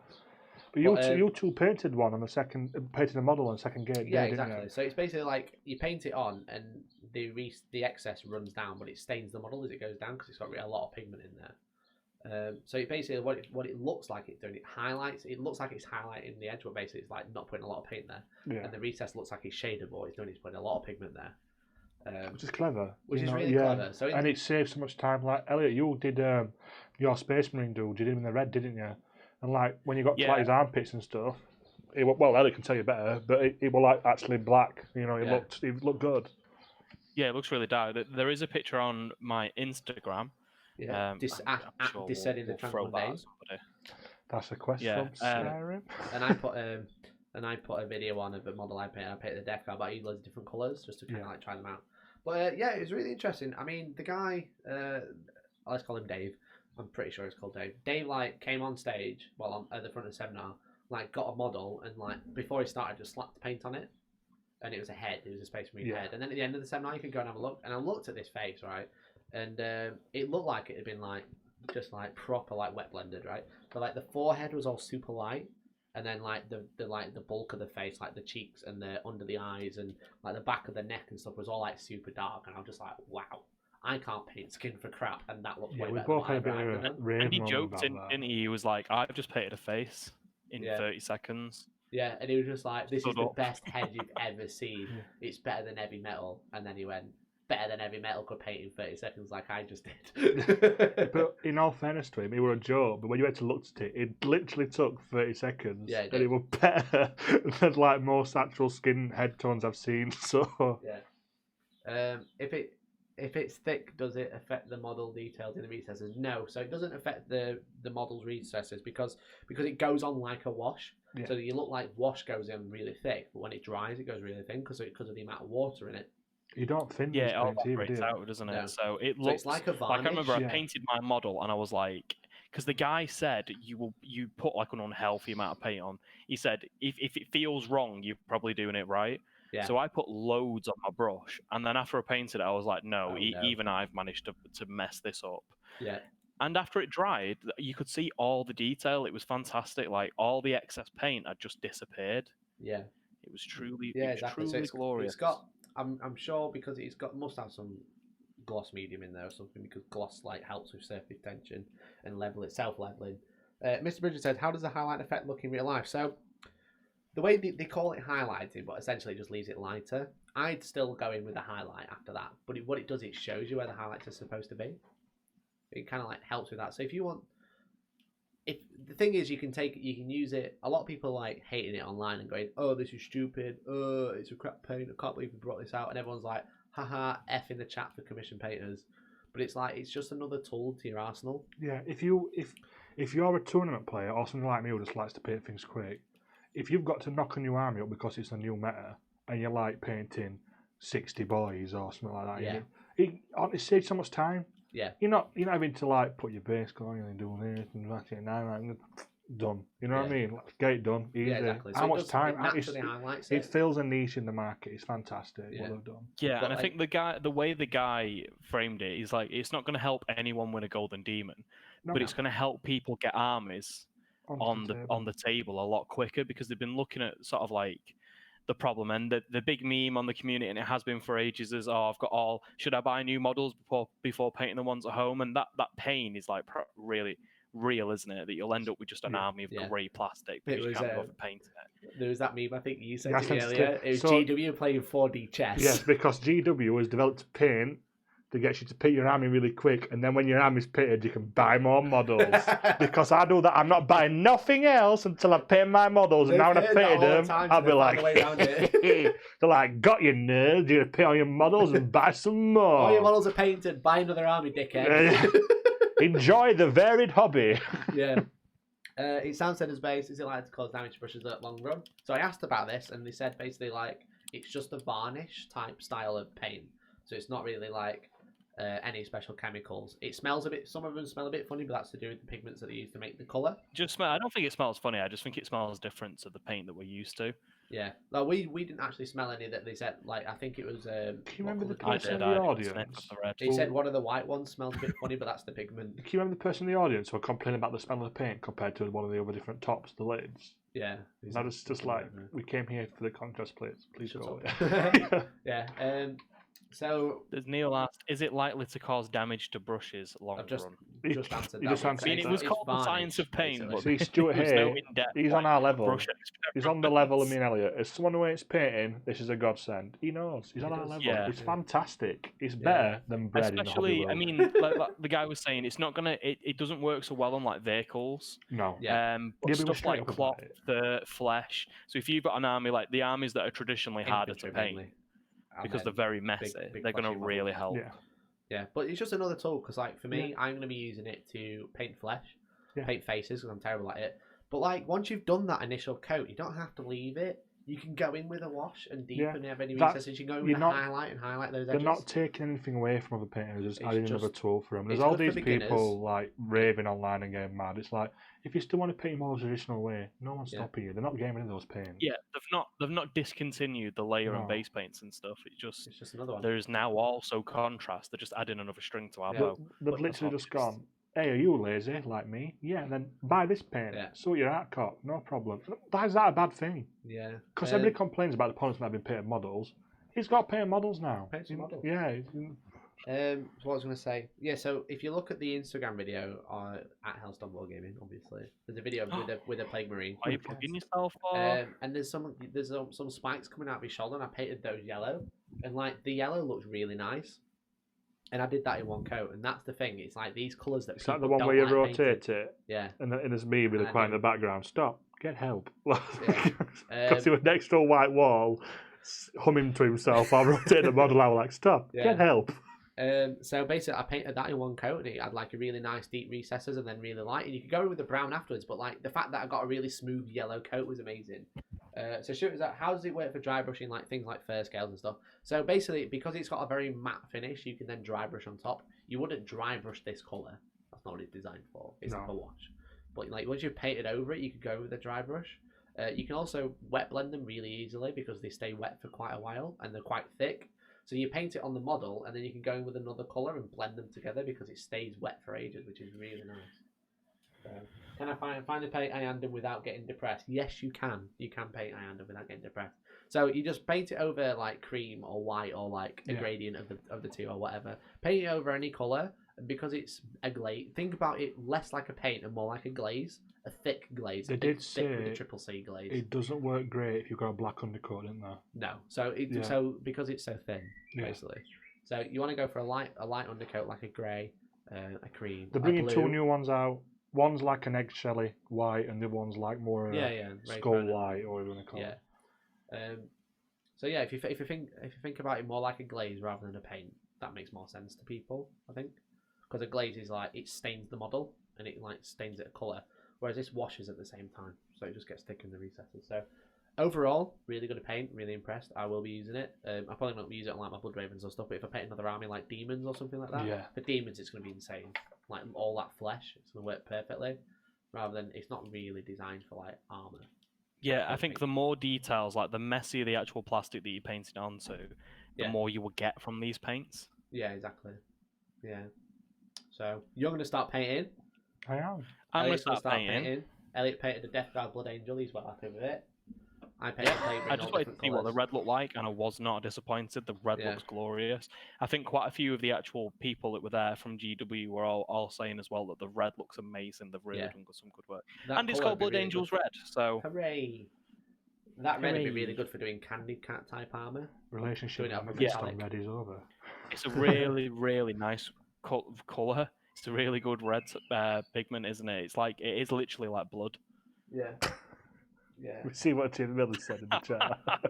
It got a bit weird then, didn't it? I was like, it looks great. It looks like it's just like it looks like blood. Jay Miller says, I think people are just assuming see every new GW product as a Primaris that replaces an obsolete tactical marine. Yeah, I agree, mate. People just get angry. So basically, contrast paints, really cool. They're coming out in June. Don't know the price because we asked them to tell us. Big win. Yeah. And in fairness to him, it just went, ask that person, and they went, can't ask tell that you. man there. Yeah. And then he goes like, ask that man. And there was a man with a GW community stood at the back going, Martin Morris, the Irishman from Warhammer Live. So that was the contrast paints. Then we kind of had like 3 hours to do nothing. So we kind of just walked around and did nothing. Yeah, we had for a something pizza. to eat. Went to talk to Adam at the Black Library store. You were a nice chap. Yeah. Yeah, I picked up some books, which I was really happy about. Yes, so did I. We picked. Me and Elliot both picked up the Solar War, which is a continuation after Heresy. So Elliot's near it. And Siege of Terror. It's the first Siege of Terror. Yeah, it's written by John French. Obviously, he's written quite a lot of books for the Black Library. So very excited to start reading that. Although I have told myself that I will finish reading the Horus Heresy. How many books have you got left to go? So I'm on Slave to Darkness, so I think I've got 3 or 4 left to go. I think I've got Titan Death and Buried Dagger. I think the 2 main ones you've got left now, in fairness, Elliot. So I think he was saying actually that Fin number 52 is an anthology. Yeah, which I'll probably leave out. I don't tend to get much from the anthologies because I missed 1 or 2 of them out, and they seem to all kind of interlock with each other, like a lot of like Shadrach, Magicians. Yeah, there's a few of them that literally put. But it's the same stories in each one anyway. So that's why I used to check them before I bought them, because I'm like, I already own this story, I've already read it, or I've listened to it, so... Yeah.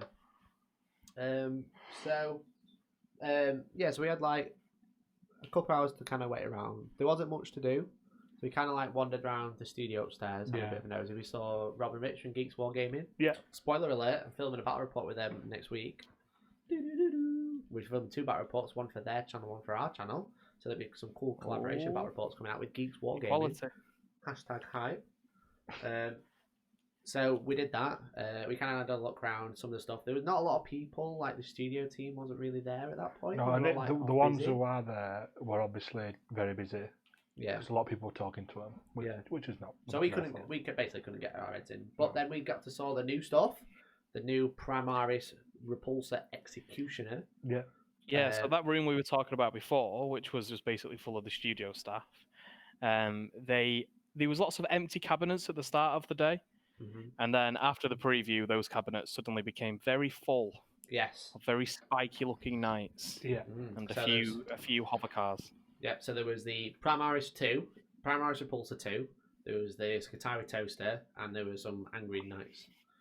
Knights but evil, as it was said on the trailer.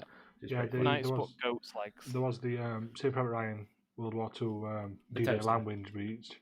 Yeah. Yeah. The Admech Toaster. Yeah, it was really cool model actually. From what you can see. Oh, they had the Sisters of Battle painted as well. Yeah, didn't the they? Sister of Battle painted, which is really cool. Yeah. So basically, we'll go through each release and like kind of talk about what we know about it. So first of all, brand new Repulsor. Everyone was messaging me like going F in the chat for Mikey. He just bought 5 Repulsors and they brought out a new one.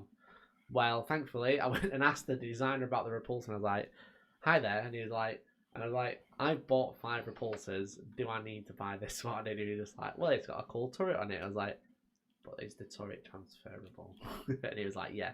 So thankfully, like, the chassis looks different because it doesn't have the guns at the side, which are usually storm bolters or frag launchers. They actually pop out, and then they've got like little filler plates that go in. So if you can hold that Repulsor up that's right in front of you, Alex.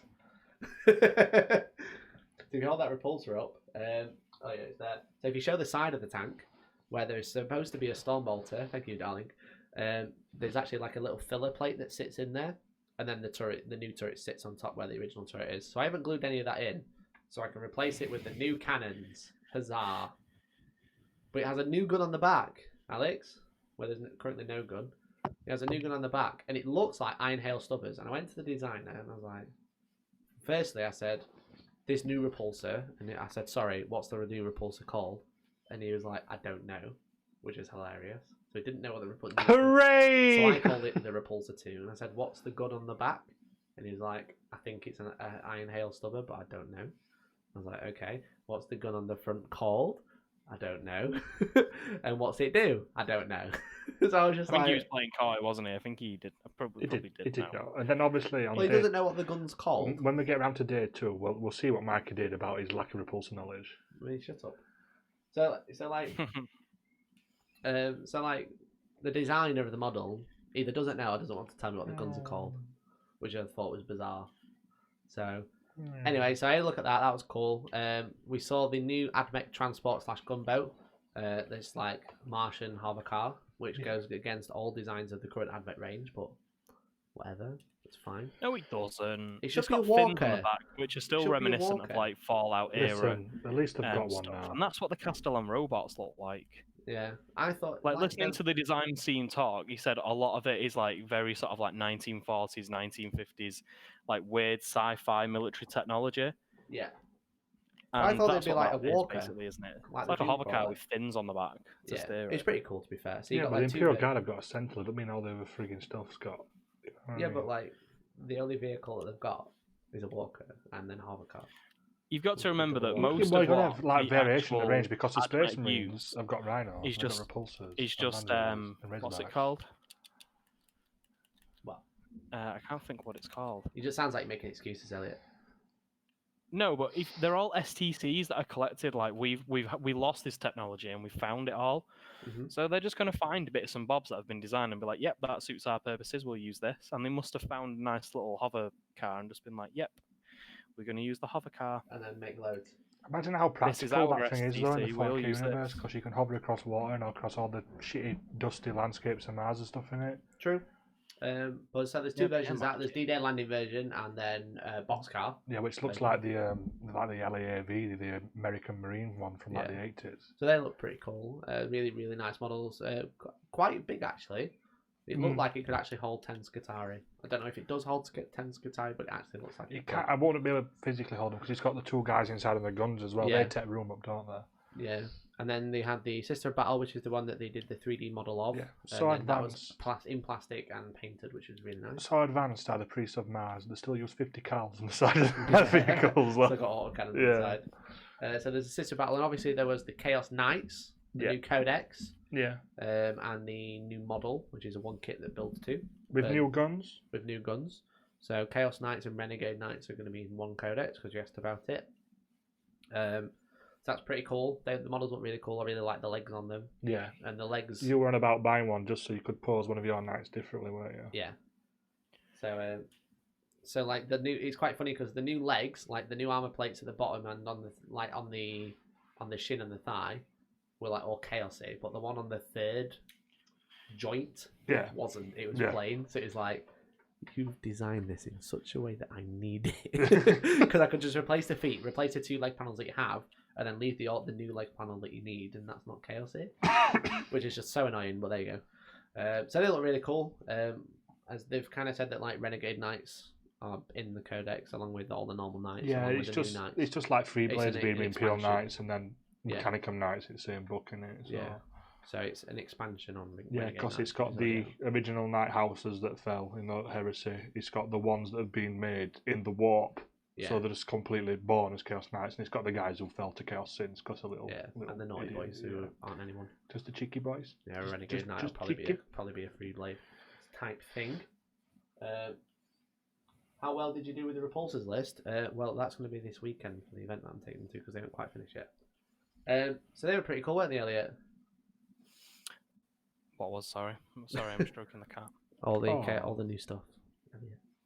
All the new stuff, yeah. I mean, I like what they've done with Chaos Knights, but at the same time, it just, I don't know. I think just changing the legs and stuff, like I know why they've done it. HGW, they're going to make models and they're going to want people to buy them. At the same time, it's like, why would you go through all of that effort as the Dark Mechanicum to be like, this knight pattern that has existed for millions of years, we're evil now, so let us change the legs ever so slightly. Yeah. It just seems a bit random. I really, really like it, really like the design choice. I actually think that now, like, the Imperial Knights probably could have done with having those legs and they would have looked much cooler. Yeah. But, you know, we can't have everything, can we? Yeah, so. Exactly. It does open the interesting things for the meta because now you can take probably a decent knight with Plague Bearers and stuff. Yeah. Should be really good. Yeah, so I think it's going to give... something nice for Chaos Soup. It's not a bad thing because, in my opinion, anything that can kill stuff quickly and horribly is good for the game. Yeah. Yeah, you're not waiting for hours then, are you? Should be interesting. Yeah, it's just like you want everything to blow up. You don't want to be waiting. Like, I think I'm probably very cold because of my... How many deaths is there in this game? What is tactics anyway? Just kill everything. Right. So then we did that, and then we went to the law seminar, which was really cool. Yeah, really. We were like, oh yeah, let's go to the law seminar where they're going to tell us all about the Warhammer 40k lore, maybe talk about certain things they've been writing, maybe talk about Vigilance Ablaze. Me going to a narrative seminar, everyone. Did you hear that? Did you know I was there, Alex? I was there with you. Did you know, Elliot? I went to a narrative seminar. I mean, you didn't really contribute, so were you there? Big off in the chat. Oh, don't cry. So anyway, we got there, we sat down, and it was not anything we expected because what it was learning to write lore, which was quite interesting. Which I didn't know I wanted until it started happening, and then I was like, yeah, I'm glad I'm here. This is fun. And they did it really well. They did it really well. It was like audience participation, like, let's randomly make up a story, some random factions, and see what they do. And at first it was really fun. It got a bit like draining with some of the participants, let's say. Just shouting. But that's group projects, everybody. You know, when you're at school and you're putting all effort Who was there? Orcs, obviously. Wah, wah, and everyone's shouting. I just don't like people. I think that's my issue. I think that's the real issue here. That's like the underlying issue of this I think the whole underlying issue. Joint social hobby doesn't like people. Doesn't all plays in general. Like, oh, let's crash a Space Hulk into a craft world, and it's like, this is an Ulthway craft world. And you could tell they were really trying to like guide people away from being that that way, and they were like, "We're getting another Space Hulk." Who's writing this? Is Michael Bay? Is he in the room? It was so funny. It was like they can't crash a Space Hulk into a craft world because the craft world will see it because they're Eldar. So they were like, "What we'll do is we'll crash a Space Hulk into the craft world, and then just as they're stopping that one, we'll crash another one in there." And then you could see that it was Alex and Andy. They were just like, "Oh, they're not going to get away from this, so we're just going to play it in." Yeah, play it in somehow. but Andy was It's on. not the craft world. Andy was Maiden world. Andy was writing down what people were saying on the back, and he was like hilarious things because one about crashing the rock into the planet, and he was like parking violations, and it was like really. Violation. It was quite funny though. Yeah. It was, the idea was they wrote some fluff that's going to be published in White Dwarf. Yeah. By the sounds of it, it was like it was really good. Goths launch an attack on the Ulthway because they don't like that they're wearing black too. Yeah, which is like black the best for the strongest orcs. Goth. Yeah. Argument ever. Yeah. So the black is the strong. Only the strongest orcs can wear black, and Ulthway obviously wear black, but they're puny Eldar. So they're just pansy elves, aren't they? So they throw a Space Hulk into a Maiden world, not a Craft world, which is like not the same. Which made a lot more sense in the craft world. Yeah, it but did then, make a lot but then more the Eldar sense. stopped it because they liked the Maiden world, so they threw another Space Hulk in there, and they had a big fight and stuff. So that was pretty funny. And it was like a really, really good seminar to end the day on. So we kind of ended on. We left on a high, didn't we? We left on a high, yeah. From the salt of the morning. The rest of the day was pretty annoying. Yeah, so we left on a high. So anyway, skip forward to day 2. We stayed. Well, actually, let's not skip forward to day 2. Because I was wondering, do you want to talk about your experiences? So we stayed in the hotel. Look, and I didn't mind the hotel. I'll get that in that there. I didn't mind it. We stayed in the Royal Court Hotel and Spa in Coventry, right? Just so you know which one I'm talking about. There's only one, right? It was really nice outside. It had a fountain. There was someone getting married there. That was cool, wasn't it? I don't know him, but yeah, I suppose. Yes. Cool. That was human music. Man. So then we go to check in. By the way, this is a bare call out of the hotel and Warhammer Fest as a whole. We go to the hotel. I actually liked. Never mind. Right. You going about your. 20 minutes to get us checked in, right? I did it through Booking.com. I did it a month ago. Which we've got to mention for the hotel and any other hotel who were getting flat for that day. Booking.com had gone down. No, it's no excuse.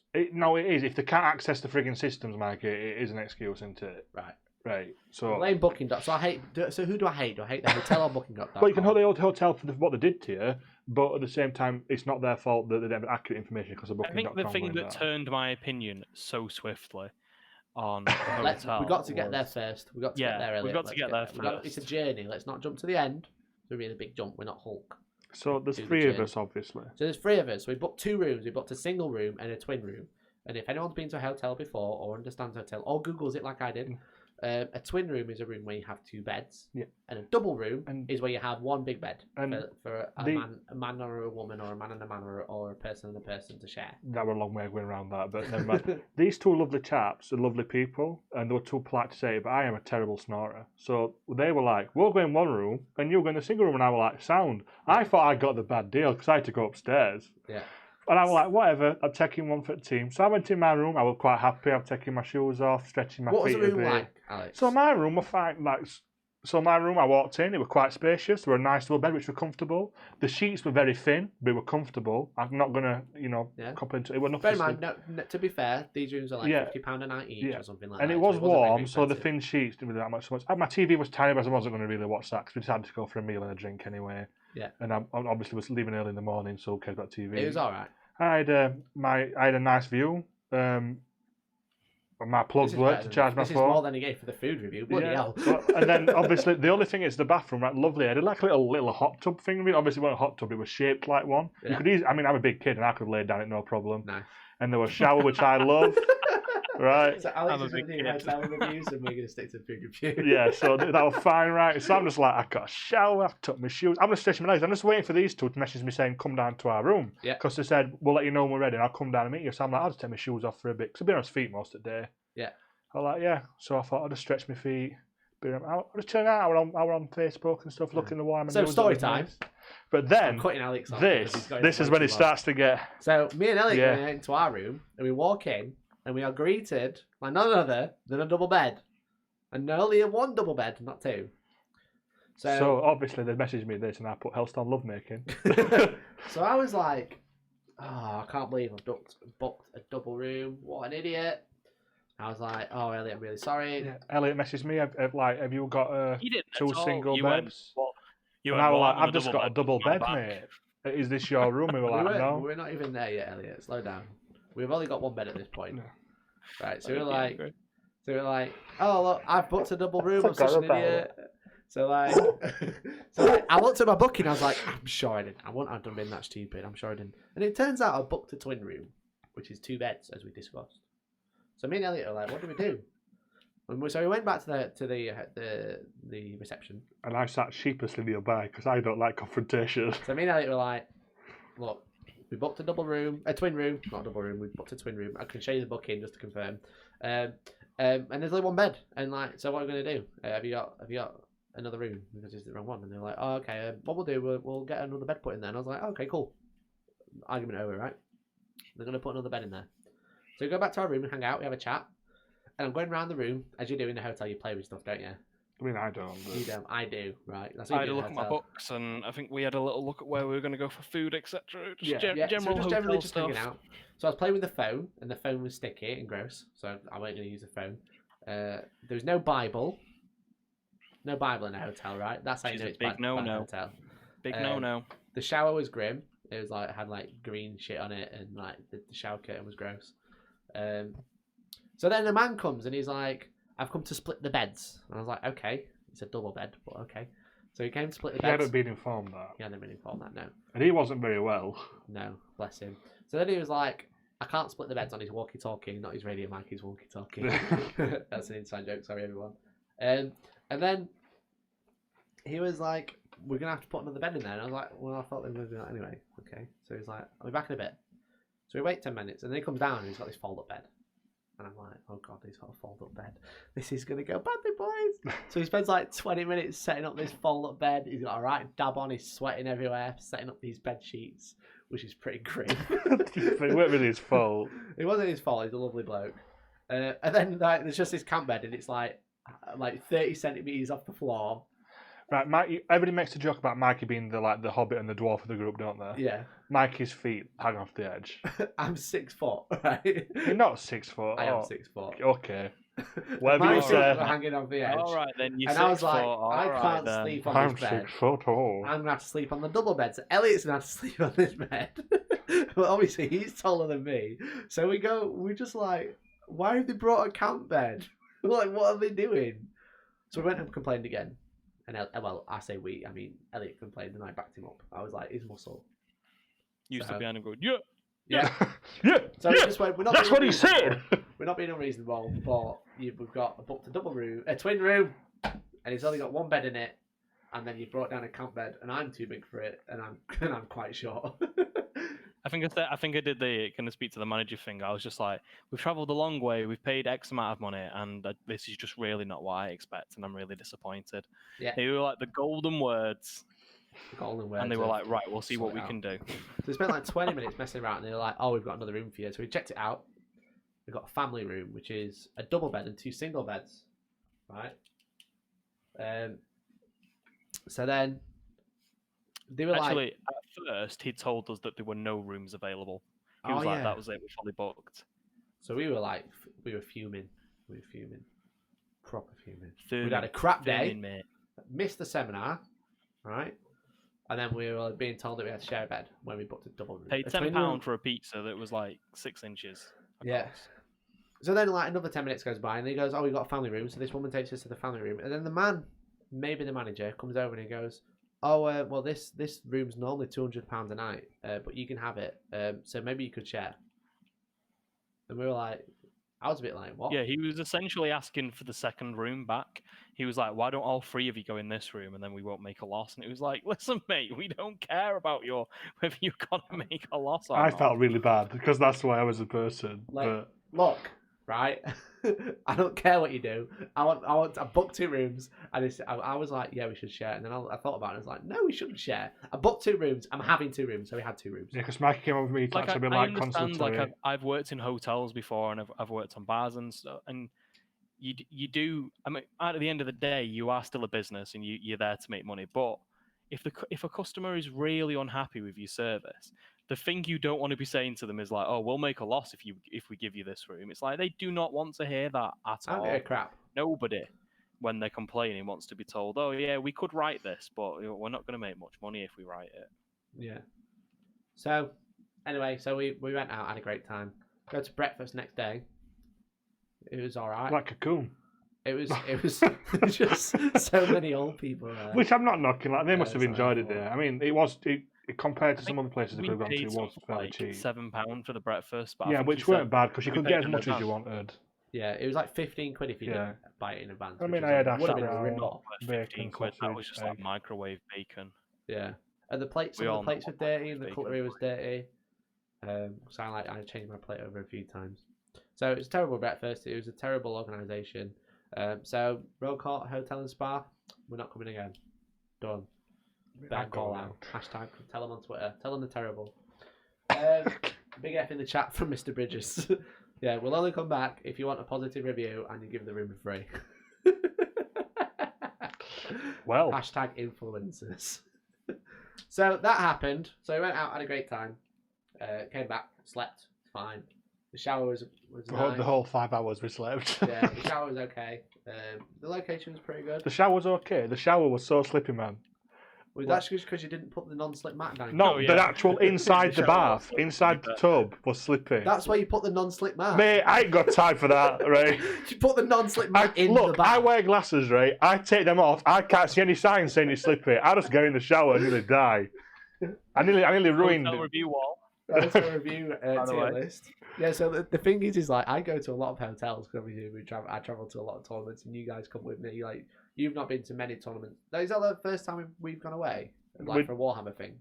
Yeah, I mean, apart from into the Hellstorm, we stayed at the that nice hotel. At the Holiday Inn. Yeah. Holiday Inn the one in that was Sutton in Ashfield. yeah, That was sick.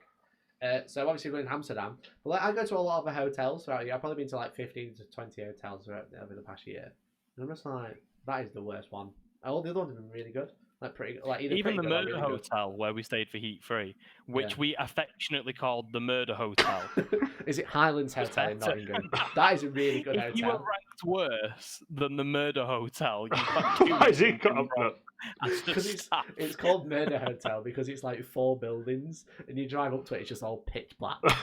You could get murdered like that. And then like the rooms are really old and dingy, but like they're actually really nice. Like it's a really comfy bed, really nice sheets. Yeah. The women, the people who work in the cafe are really nice. They do like a good breakfast, and it's included in the room. And like me and Elliot, the first time we stayed there, we got told about it from a friend. He was like, "Okay, it's really good." It was like, I think it was like, what was it, 28 quid each or 35 quid each? Yeah, for the it night? wasn't there. Oh, for 2 nights, wasn't it? Yeah. So for 35 quid each for 2 nights in a hotel, it's really good. But then we realised it was a shared bathroom. Was a shared shower? Well, actually, yeah, shared bathroom. Both. So that's why we started calling it the Murder Hotel. Because it was like really old like apartment, just single rooms and then shared bathrooms. So we were like, oh god, it's terrible.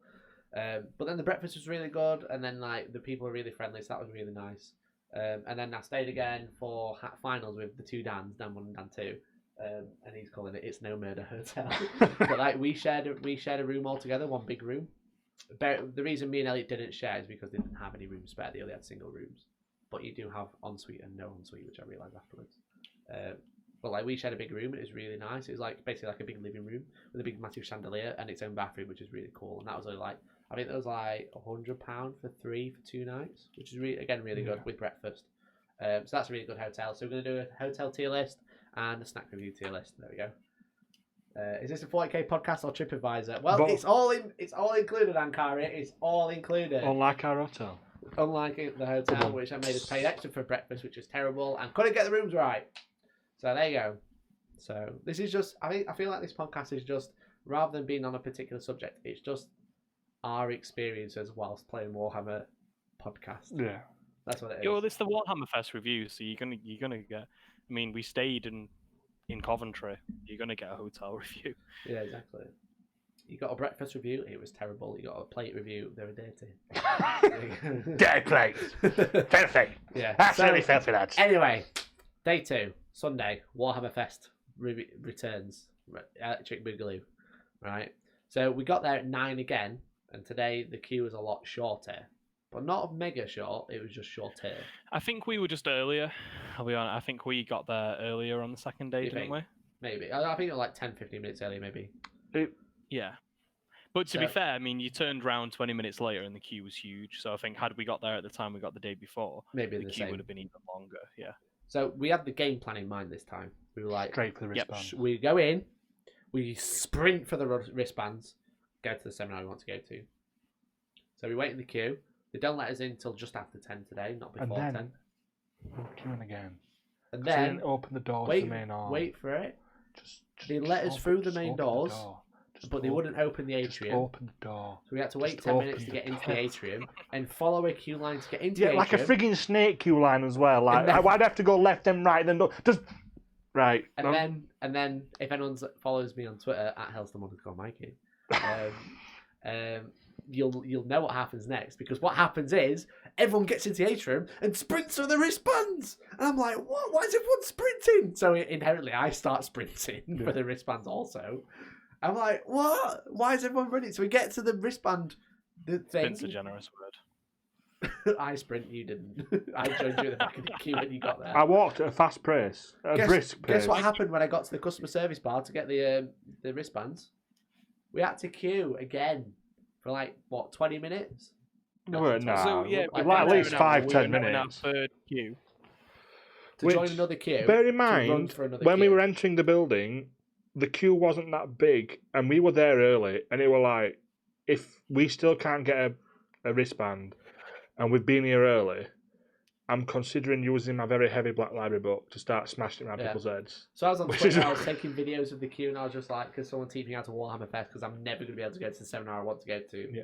Thankfully, got there and got the wristband for the seminar we wanted to go to. I've been thinking about that afterwards. I think it's because a lot of people queuing up were wanting the AOS preview. Yeah, maybe because they had AOS. Yeah, they had the Warcry preview that morning. Yeah, so maybe I just like preemptively just thought, I was just like, no, I'm not gonna. There's too many people. Not gonna get it. Anyway, went to the Warhammer Q&A. That was pretty good. I eventually got to ask a question, and I kind of wish I'd asked a much better question. Mikey displayed his true colours with his question, because I put a thing on Twitter not long afterwards. I'm not going to give you my Twitter handle because I'm not a shameless plug. A lot of colour. But Mikey immediately, rather than everybody else was asking, you always get that one idiot. No offence to this idiot, but you are an idiot. When salamanders gain a codex, never cock. You've got no unique units. Use Codex Space Marines. Grow up. You've wasted a question. Yeah, get out of the room. Before they started, they were like, annoying. Yeah, just get out of the room. When am I getting a new Gazacool model? When are you going to shut up? You know what I mean? People leave. So it was Stu Black, who is the panel member. He's the leader of the 40k rules team. And before he started asking questions, he said, "Don't ask me about what's coming out, because if it is coming out, I can't tell you." Yeah, which is fair enough. Can't talk about. Yeah, he basically just said that he can't talk about anything that'll be happening in the future. Yeah.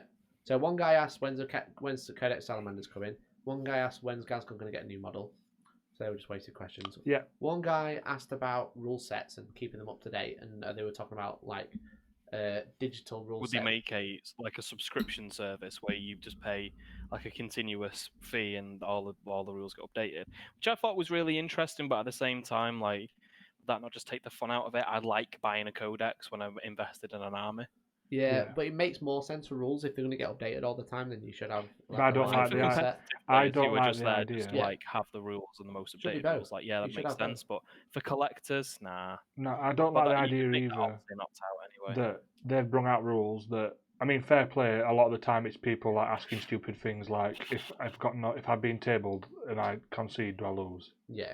But the general erratas are things that they should change. I'm paying because you've not wrote your rules correctly to be updated. Yeah. Nah, not that, mate. You know. But if you could pay like £5 a month and have all the rules for every army in the game. No, because I'm not going to use every army in the game. Why do I need that? Because it's only £5 a month. And yeah, it's £5 a month, £60 a year. Yeah. I've got one army. Codex. I'm saving £30. Yeah, I don't buy more than 3 codexes a year. Yeah. So your codex is out of date 2 weeks after it comes out. It gets but it's not going to be. But you can Yeah, print but that out. in the same way, like if you play a game online and they bring out patch notes, they're not like, give me the £2 or you're not Yeah, allowed that's the what I'm patch. saying. It's like, oh, the FAQs come out because we wrote something wrong. Pay for it. Yeah, we've not quite done the game justice. Pay up because of our mistake. It just The other wouldn't flow, time would it? I'd want But that's to pay. the thing. So you're paying to have access to all of these rules. No, but they won't do it like that. They do it for your book. Yeah, probably. So the only time I'd want to pay is when my book becomes a new book. I wouldn't want to pay for an FAQ or an errata, anything like that. They should all be free. Get the book out of your head. It's all the rules for your army, similar to. Have you seen the AOS app? Yeah. So the rules app. So on there you can buy your battle tote. Slow down a bit. It's free, but for the main war scrolls, for like the actual unit entries. But to unlock like the army special rules, like let's say chapter tactics, relics, spells and stuff like that, you can buy the book on the app. So you buy it through there, and then it updates your app so you can have access to all that. But there's also what's known as Azir, which is 99p a month, and that gives you access to list building, all the army rules, and all the updated FAQs in the books already. So if something gets checked, for example, like Mental Onslaught, right? The Gene Stealer power. Obviously, that got changed completely. So it used to just roll off until you die. And now it's roll off unless your opponent rolls a 6. Yeah. So when you look at your psychic power in your codex, or on the digital codex, or on Battlescribe until that gets updated, but obviously Battlescribe is not officially supported. It's out of date, right? You open the book and it's wrong because that's not how the rule works anymore. If you could pay 99p a month to have access to every codex, so you got all the rules so you can check up for. Let's say you're playing competitive. So at 99p a month, that's very different. Yeah. But for £5 a month, that's a bit. That's let's say 99p. The thing is with that, it raises different issues because one, if you're brand new to the game, you don't care if the rules have changed. You're paying straight out of the book with somebody who's probably brand new to the game, so you don't really care. The other issue is the fact that that's then what's changed the rules of the FAQ and errata, which are free to get online. So why? And then you haven't got a book. So if you go somewhere to an event and I don't know, maybe your phone just decides I'm not working today. Yeah, well, yeah, that's the issue with technology, right? Yeah. That's technology. A book doesn't do that to you. You know what I mean? That's But you can buy a book for the law and the rule, and you can get the rules. But then you're buying both things. That why would you need? But you can pay 99p because, but like it's different because I'm looking at it from a competitive tournaments perspective. Whereas when I go on my phone on my book is out of date, so I've got to carry paper around, which is a nightmare, especially when you're supposed to take to tournaments anyway. Yeah, I mean, especially with the rule book FAQ, it's like 25 pages long. Yeah. Think of all the trees, Alex. No, I agree with you, but you are supposed to take that to the tournament for most tournaments. I know. Yeah. And but it's daft. I shouldn't have to take a 25-page. Well, they shouldn't have people asking questions in FAQs that don't need answering as well. But these are erratas. They're not FAQs. Yeah, but you still have to take your FAQs and stuff as well. That's So, I shouldn't have to be told that if I concede, I lose. So Mr. Bridges says the main rulebook is not up to date anymore, and it's right because if you look at anything with fly, that's out of date. You look at any of the for 40k though, anything your rules are not up to date if you go to an ICT tournament anyway because they've got their own rules for their own buildings.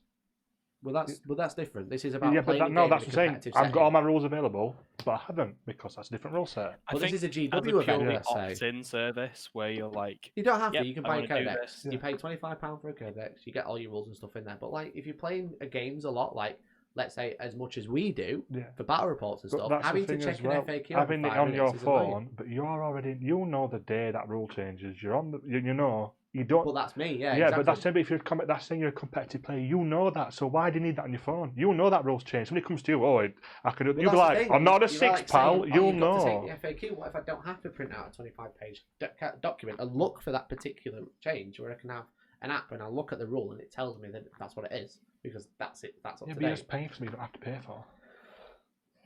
I'm paying for convenience. Well, that's your choice. I'm just a tight knob and I won't do it. It's on my iPad. But you do have to carry a book because if you don't have the book, you shouldn't be allowed to. No, I've got the rule service on my phone. Yeah, but then your phone dies, and then your opponent's a bit redhead, and he goes, "Where's your rules?" And you go, "My phone's died." He goes, "DQ."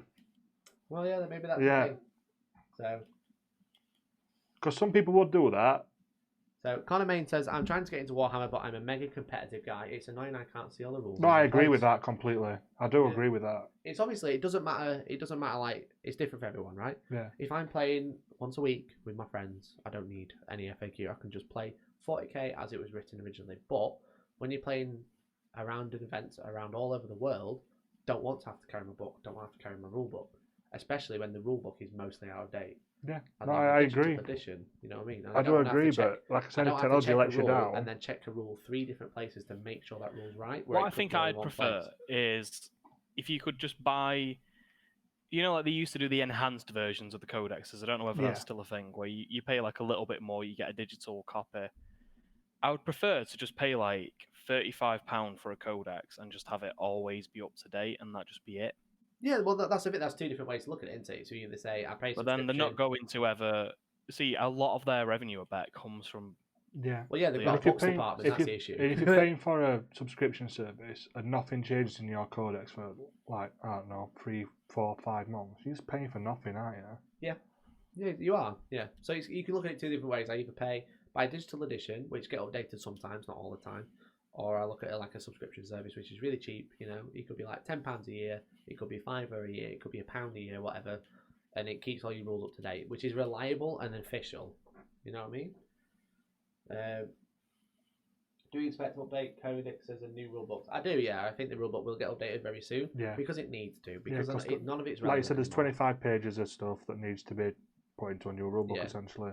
Let's say there's 25 pages of FAQ and errata, and 12 pages of them are actually legitimate erratas that need adding to the book. But this is a massive tangent. That was a question there. It was, are you going to release a digital rule set? Which I think they should. But they would lose revenue on books, which they don't want, basically. So, long story short. Just really quickly, before we go on the tangent, I think it was a really, really smart business move for Age of Sigmar because they were trying to get people into the game. Yeah. I bet they're probably kicking themselves a little bit now that all the rules are out there, and that's why they've kind of brought this hashed out thing of, oh yeah, but if you want the detachments, you need to buy the actual book, guys. Yeah, exactly. It sells, it makes money, right? Yeah. It's a business that makes money. So anyway, so as I said, my question came up. I was going to say. And I made the meme about it. I was going to ask, what happened with the obliterators? Why did that happen with the 65 points, 115 points? How did you let that happen, and why didn't you correct it day one, like you did with the Space Wolf book that was corrected day -3? I was going to ask, what tournaments are you looking at to keep the rules up to date? You get the meme up ready. What tournaments are you watching for rules changes? Because obviously you're watching Adepticon LVO like a hawk. You're watching Nova like a hawk, but you're not watching UK events by the looks of it. Which events are you looking at and why? But no, I was so excited about the new repulsor. I was like, so I really like the new repulsor, but you probably can't answer me. But I bought 5 repulsors last week, and then everyone started applauding and laughing. Yeah. What does a new repulsor gun do? Yeah, and you were like fishing for stats. I was just like, what are the stats? Can you give us any hints or tips about it? Yeah, what's it similar to?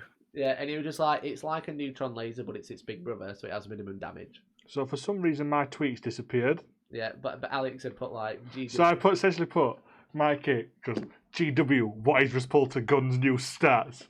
Then it's like, is it any good? If not buying none. And then you're almost sort of like not buying that shit if it's no good. And I put hashtag Stone Cold Competitive Gamer. Hey Ollie, Tom and Oliver. Let's see if I can find it. So I asked about that. He basically said it's like a neutron laser but better, which is really cool. And that was the end of the Q&A basically, wasn't it? It was all right. I kind of wish I asked a better question in that situation, but never mind. You couldn't help yourself, could you? You were like, what is my new unit going to be like? Yeah, exactly. I got a bit excited about the new repulsor because I love repulsors. So after that, we went to the Design of the Lord Discordant seminar, which was pretty cool. That was actually, we kind of went as a bit of a space filler. I'm sure you guys won't mind me saying. Yeah. It was a bit of kind of like, what shall we do? We know we really want to see as much as we can, sort of experience it all. Yeah. And we were like, should we go to that one? I do really, really like the model. I can't say I was massively interested in how they design models. I think it's going to sound really, really cocky, but I probably already know how they do it. I mean, they do a lot of digital sculptures. They work a lot of 3D. They originally start drawing from sketches. And I think what the seminar showed was what we already knew was correct. So the guy got like a lot of designs, so like concept drawings from people who were like, this will be a really cool character. Yeah. He then takes it away, works on like little individual parts of the model in high detail on the computer from like his other person's sketches, puts that all together, has a few meetings about whether they can actually sell the model, and that was like it. I think the guy was done talking after, I don't even know whether he got to 20 minutes. Yeah, so it's Maxine. So it was a very short seminar. Really The nice French dude, guy, though. yeah. Lovely guy, absolutely Did 3D print amazing everything? artist. Like how you is can make interesting. a model as busy as the Lord Discordant and still make it look awesome and not just like too much. Yeah. I thought that was really impressive. Yeah, exactly. Oliver Kidd has just said, "Love my big English boys, want some bevies, fam." And then Ollie Tom has just said, "You wearing a camo tee?" So I'm wearing a green t-shirt. I'm actually just kidding. I actually died inside, but this is the dead inside. So yeah, that was fun. We got a few questions asked, and then we kind of walked around the studio for a bit. And this is where we all kind of like split up, didn't we? Yeah. I got to meet. I tried looking around Golden Demon, and I couldn't because I got someone recognized me and said, "How are you, Mike?" And I was like, "Yeah, I am. That's me. I'm the man." And then I was talking to him for a bit, and then someone else came over and was like, "Oh my god, John," which is really cool. So basically, like, all right, you're so popular. I was like a celebrity. I was like, "Oh, this is the live thing. I could get used to this." So basically, got to meet loads and loads of people, which is really cool. So if you did come and say hello, then it was really great to meet you. Thanks for listening back to the review. Miss Bridge says, like that repeat propulsor executioner gun, minimum damage, do you say? Yeah, it's got minimum damage on the damage roll.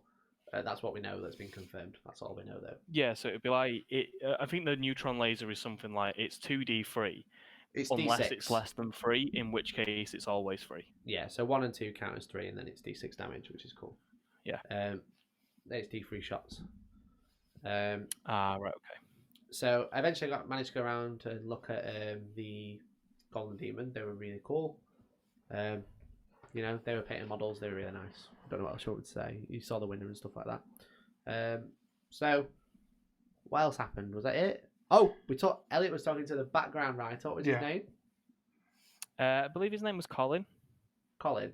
Was it not Dave? I'm pretty sure everyone's called Dave, by the way. I was called Colin.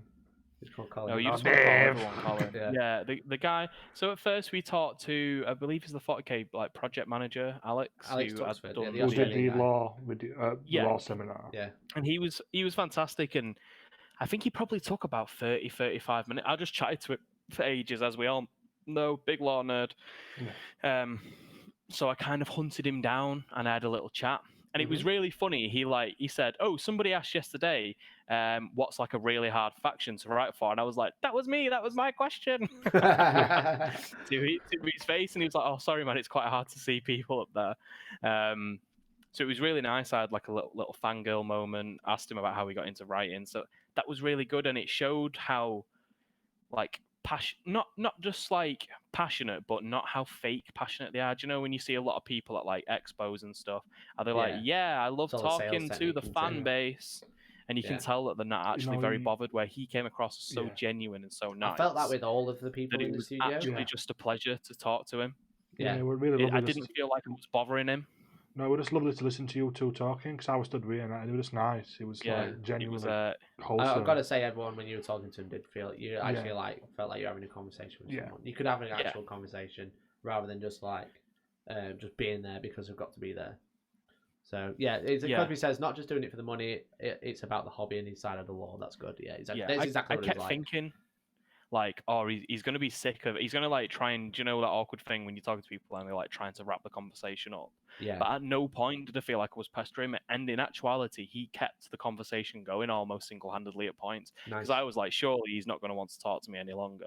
And he just kept going, and I was just loving it. I was like, yes. So he's just really like telling me about how he got into writing and his background. And I asked about like the process a bit more.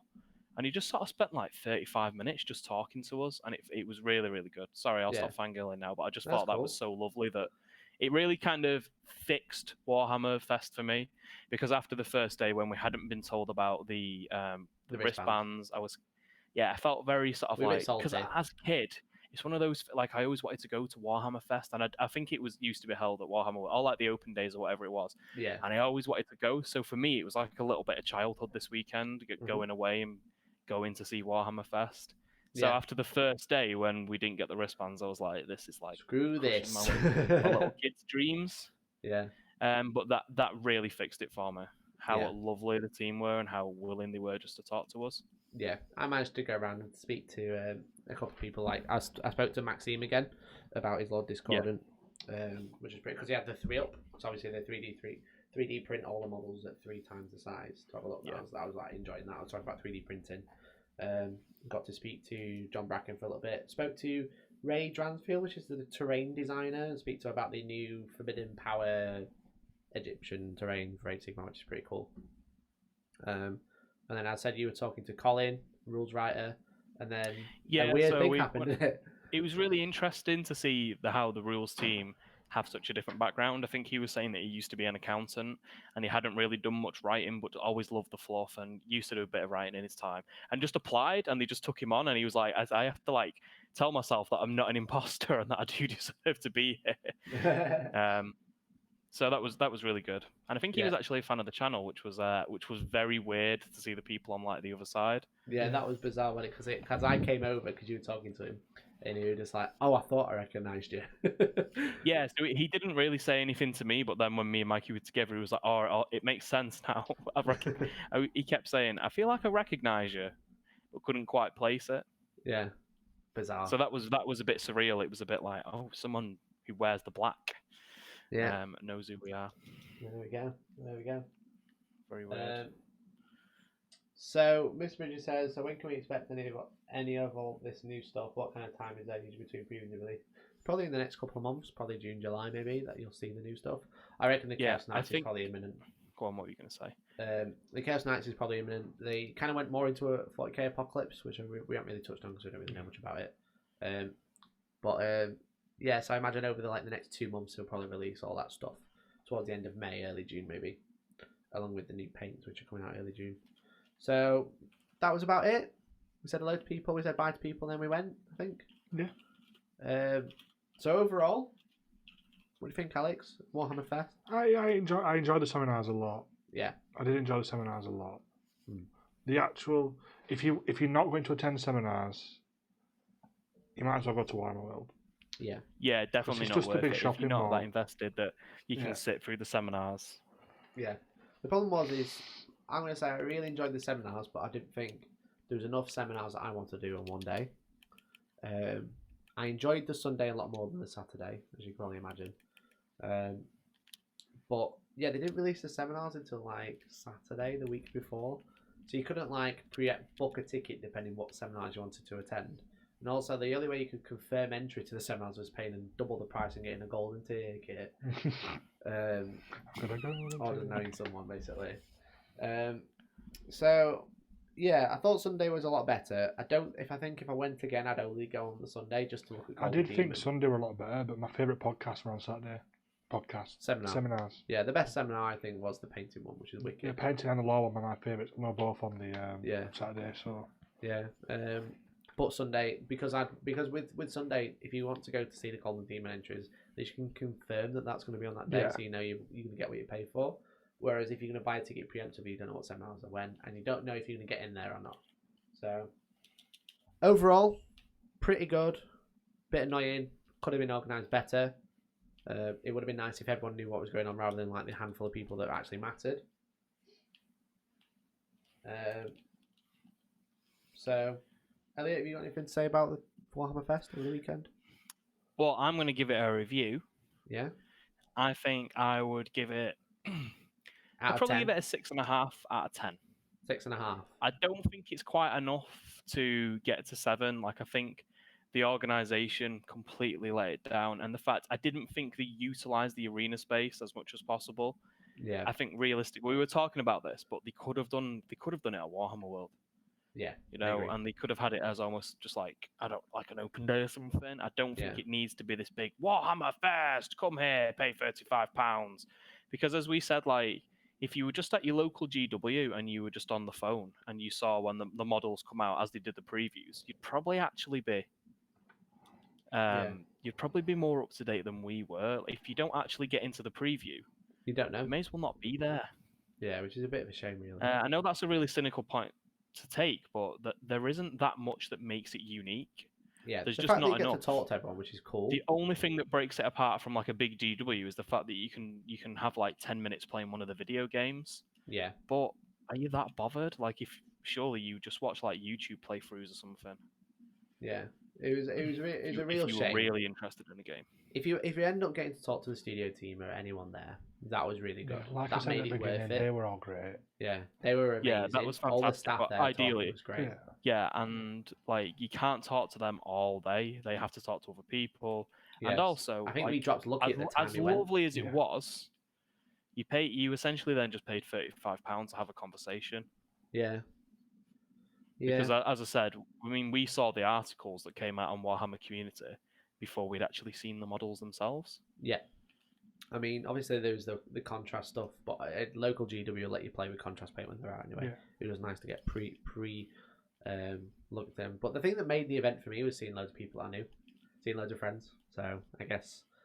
I mean, I enjoyed spending time with you too. Yeah, so we had a great time, obviously, and I said we got to talk to loads of people I never met before, like the rules team. Got to meet loads of people that knew who we were, which is amazing to meet you guys. Any event that I can go to where I can meet people who watch our TV show or whatever we want to call it, or battle reports, is amazing. You guys listening and stuff like that, and then meeting people like friends from tournaments or just general people I know in the community. That was really good. But overall, would I go for a weekend again? Probably not, because I felt like I could have done all the stuff that I've just described in one day. Yeah. So I'll probably only go on a Sunday now, just to go and see Golden Demon and see all the Golden Demon entries, and then maybe talk to the studio team, maybe go to a seminar. But I'm not going to like rely on going to a seminar because I don't think the ones that I wanted to go to were worth the trip. The amount of money you put in, because you got the ticket, you got travelling, you got a hotel, you got bare time wasted in queues. Was it worth it overall to go into the Warhammer preview? No, because it was on my phone. Was it worth it to go to the studio Q&A? No, probably because I asked the wrong question when I got there. But there you go. So yeah, that's it. Mr. Plimballs, how you doing? That's just their YouTube name. So I think that's it about Warhammer Fest as a whole. A good event if you haven't got access to local Forge World or local Games Workshop stock and you want to try out some games. Yeah, they did have everything there, didn't they? They did everything. Yeah. But like last year when I went to Warhammer Fest, it was the Grand Tournament at the same time. I felt like the time in between games was enough time to do what I wanted to do without going to the seminars, because I enjoyed that. But this time I didn't enjoy it because I had too much time. It wasn't enough to do. What was I going to say? Funnily enough, organisation was correct last year because the events team had put that you got food included in your tournament ticket and then didn't give you food. So we complained and got £20 refund. But there you go. Do you think that's a bit of a side question? Studio guys are okay guys, but they aren't as big as GW hypes them up to be. I think it's really good. I think it's really good to be able to talk to those type of people, but guys who write our game. I mean, I don't know how much to hype them up, but I really enjoyed them. Yeah, so I can't say anything bad about that was the best bit. Similarly, not seeing like any hype, just yeah, I can't say anything bad about them. I didn't expect a lot from them, and they really came through. Yeah, and because I didn't really know who any of them were, and that's not because they're not they're not popular people. I'm just not that clued up. Yeah, they don't advertise. But like who getting writes to the speak books to in the people codexes like and stuff, Jez Goodwin, yeah, and go through his sketchbook, the Warhammer Mastermind, was just really cool. Yeah. Yeah, just like with the lady who gave us the wristbands, and then when one of you went over for the wristbands, we had to wave so they were free, you know, just things like that. Like, yeah, the staff were nice. So can you get your friends to wave? Yeah, and then me and Elliot's like, hello! Not that if I was nicking all the wristbands, I could have just walked off. Yeah. You could have never seen me again, but there you go. No, but I mean, all the staff there were nice. Yeah, Crosby, the tickets are £37.50 for the weekend. I'm not sure about naked tickets. I think about 20 quid each. But yeah. What you could have done is spent your money at Hellstorm Wargaming or could you came subscribe to the website. I almost got through out laughing. Absolutely shameless. If you subscribe to the website, I'll make a new tier package. It'll be £3.90, I don't know, £4.99. And every time Community Article put out some new models, I'll copy and paste it onto the website. Wholesome original content. Wholesome original content. So yeah, overall, pretty good event, but not probably not worth the amount of money that we invested to go and do it. Would have been nice if it were cheaper. If tickets were like 15 quid maybe, it would have been like, okay, this is cool. But yeah, so that's about it. That is our review of Warhammer Fest. So that is probably. Crosby says Hellstorm Wargaming guarantee content for cheaper the price. You know it, Yeah, bro. we're not gonna let you pay for a subscription. Click on the battle report just to go. Excuse me, have you got a wristband to Have you watch got a this battle? wristband? Can you go back downstairs 3 floors, please, and go collect the wristband before we not tell you can't exit any? It is funny that £37.50 if you add £2.50 you can get a year's subscription to Hellstorm Wargaming. It's a pretty good price. That's a great price. That's the best price available for that sort of thing in the market, I heard. Yeah. Feel sick. So that is the end. Have you guys got anything to add before we wrap it up? No, just we're a decent event. I enjoyed spending time with you two, and there were a lot of nice things. Yeah, but, take somebody. You'll probably have a good time. Yeah, but it's like as you say, it's a 6, it's a 7. It's not. It was okay. Elliot, anything to add before we wrap it up? No, I think I said what I needed to say. Yeah, it was okay, but cool. So there you go. That was the Hellstorm Wargaming podcast number 15. Warhammer Fest 2019, a contrasting organisation. I'm still proud of that title, by the way. It's literally the best title I've ever come up with. I think I've peaked. I think it's all downhill from here now. So if you enjoyed the podcast, then if you listen to the podcast live, then thank you very much. We've been live on Twitch, on Facebook, and YouTube all evening, every Wednesday, every 2 weeks. Not Tuesday, it's Wednesday, guys. It's because the last one was on a Monday, so I went for the mean average. If you like to, day's work. It's not sure. If you'd like to support the podcast, then you can share it with your buddies. Get people to tune in live, or just listen to it on Spotify, iTunes, or SoundCloud. If you want to support the podcast financially, you can subscribe on Twitch. We have see if you can keep up with Moon turning in for 23 months in a row. That's crazy. That's nearly 2 years. Absolute mad lad. Absolute mad lad. He's a longest subscription because it's been 23 months since we first started allowing subscriptions. You can also join on YouTube, which is like subscribing to Twitch, but you get more emojis for doing it. Or you can also check out hellstormwargaming.co.uk and subscribe to Premium for $3.99 a month. You get extra battle reports and you get access to the exclusive Hellstorm Wargaming Premium Community Facebook group, which has behind the memes, behind the scenes. It has some awesome write-ups and general tactics and stuff like that. We're going to make you into better Warhammer players, whether that's making people laugh so they don't know what they're doing, or having Tank and Danny actually do some interesting tactical breakdowns. So, yeah. Thank you very much for listening. Thank you, Alex, for coming and helping us out and being the co-host for this evening. You're welcome. Thank you, Elliot, on the phone. Nah. Exactly the outro you're going to have it as. That's going to be my outro. Nah. Fantastic. We've been Hellstorm Wargaming. You guys are fantastic. And hopefully we'll catch you in the next one. Bye-bye. Bye. Bye. Have a great time. Oh, let's stop that. So that's the end of the podcast. Elliot, you're going to disappear for a minute, but then I'm going to ring you on Discord. Oh, no. Are you ready? No. There we go. He's about to disappear now. Goodbye. Oh, he's not Goodbye, disappeared. everybody. Let's stop recording that. Goodbye. Goodbye now. It is happening now. Goodbye. It's definitely going to happen. Goodbye. It is going to happen. As soon as Elliot drops out, it's going to happen. Oh, no. What film is it where he keeps dying and then he's like, not yet. Deadpool 2. That's what this feels like. Is it? Oh, not yet. Oh, it's coming. It's coming though. So thank you everyone for listening to the live podcast. We're actually still live, Alex. You've just I'm just stretching my leg. Oh, you're just stretching his legs. Goodbye. It's Austin Powers. Everybody. Oh, it's Austin Powers, Jerry. He's like, oh no, I've broken my leg. I am bleeding to death. And everyone's like, oh, no, guys, I might get better. I am nearly dead. Someone caught my mouth. Oh, some shit like that. Yeah, it's is it Will Ferrell? Yeah, Will Ferrell. Yeah, Mustafa Kamal or something like that. Yeah, it's hilarious. Actually, I think I'm getting better. Oh wait, I have broken my leg again. When he goes down the thing, there's a machine gun, he's on fire and that, he's still alive. Yeah, that's it, Crosby. I'm very hurt and I cannot get up. So has anyone got any questions about anything in general before we leave? Because we tried to keep questions related to Warhammer Fest whilst we were live. Warhammer Q&A. Do you need to know what size shoe Mikey wears? Do you want to know what favorite sauce goes on Elliot's Bacon Buddy? Do you need to know whether Alex prefers vanilla Coke or peach Coke? Why are all these food related? Join us.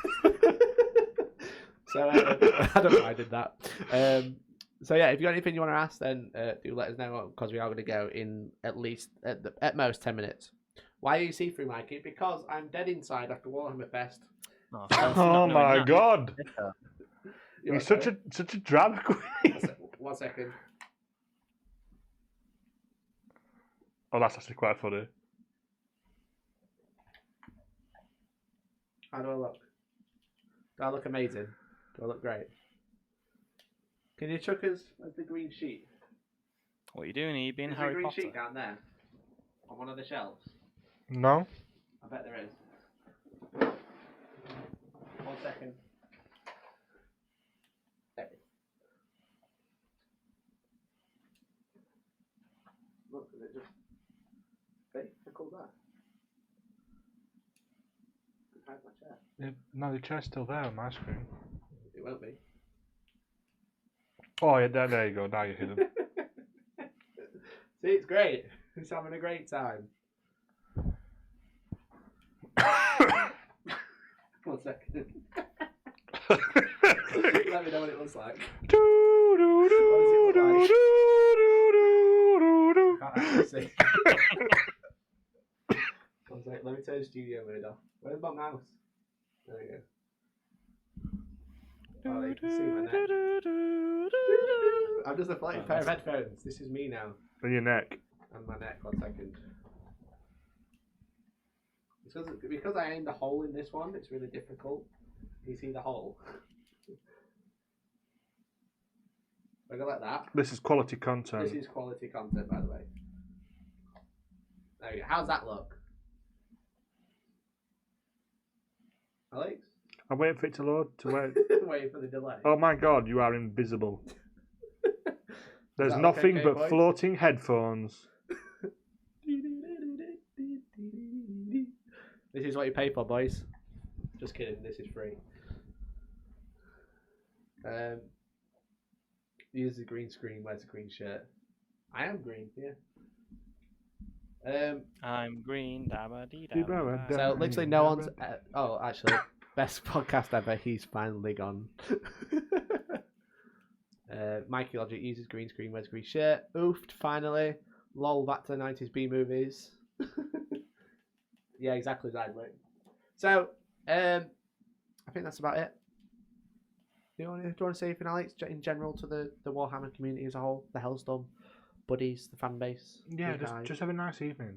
How about small drill units? Small drill units are fine, except they need to be play tested that better. was wholesome. How are we supposed to follow that? Well, you have to follow You have a great terrible. evening. God bless everyone.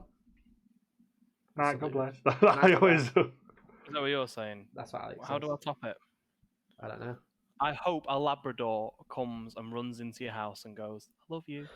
Oh, that is nice. That I do Wow. like that, Elliot. You happy with them in tourneys? I mean, some armies need 4 units to be actually worth taking to a tournament. Some armies don't need it, like Space Marines. Cough, Space Marines need Leviathans. Let's see some Slanesh bat reps. Well, funnily enough, next week we're gonna have Slanesh in a battle report. The brand new a battle rep. A brand new Slanesh detachment in an army.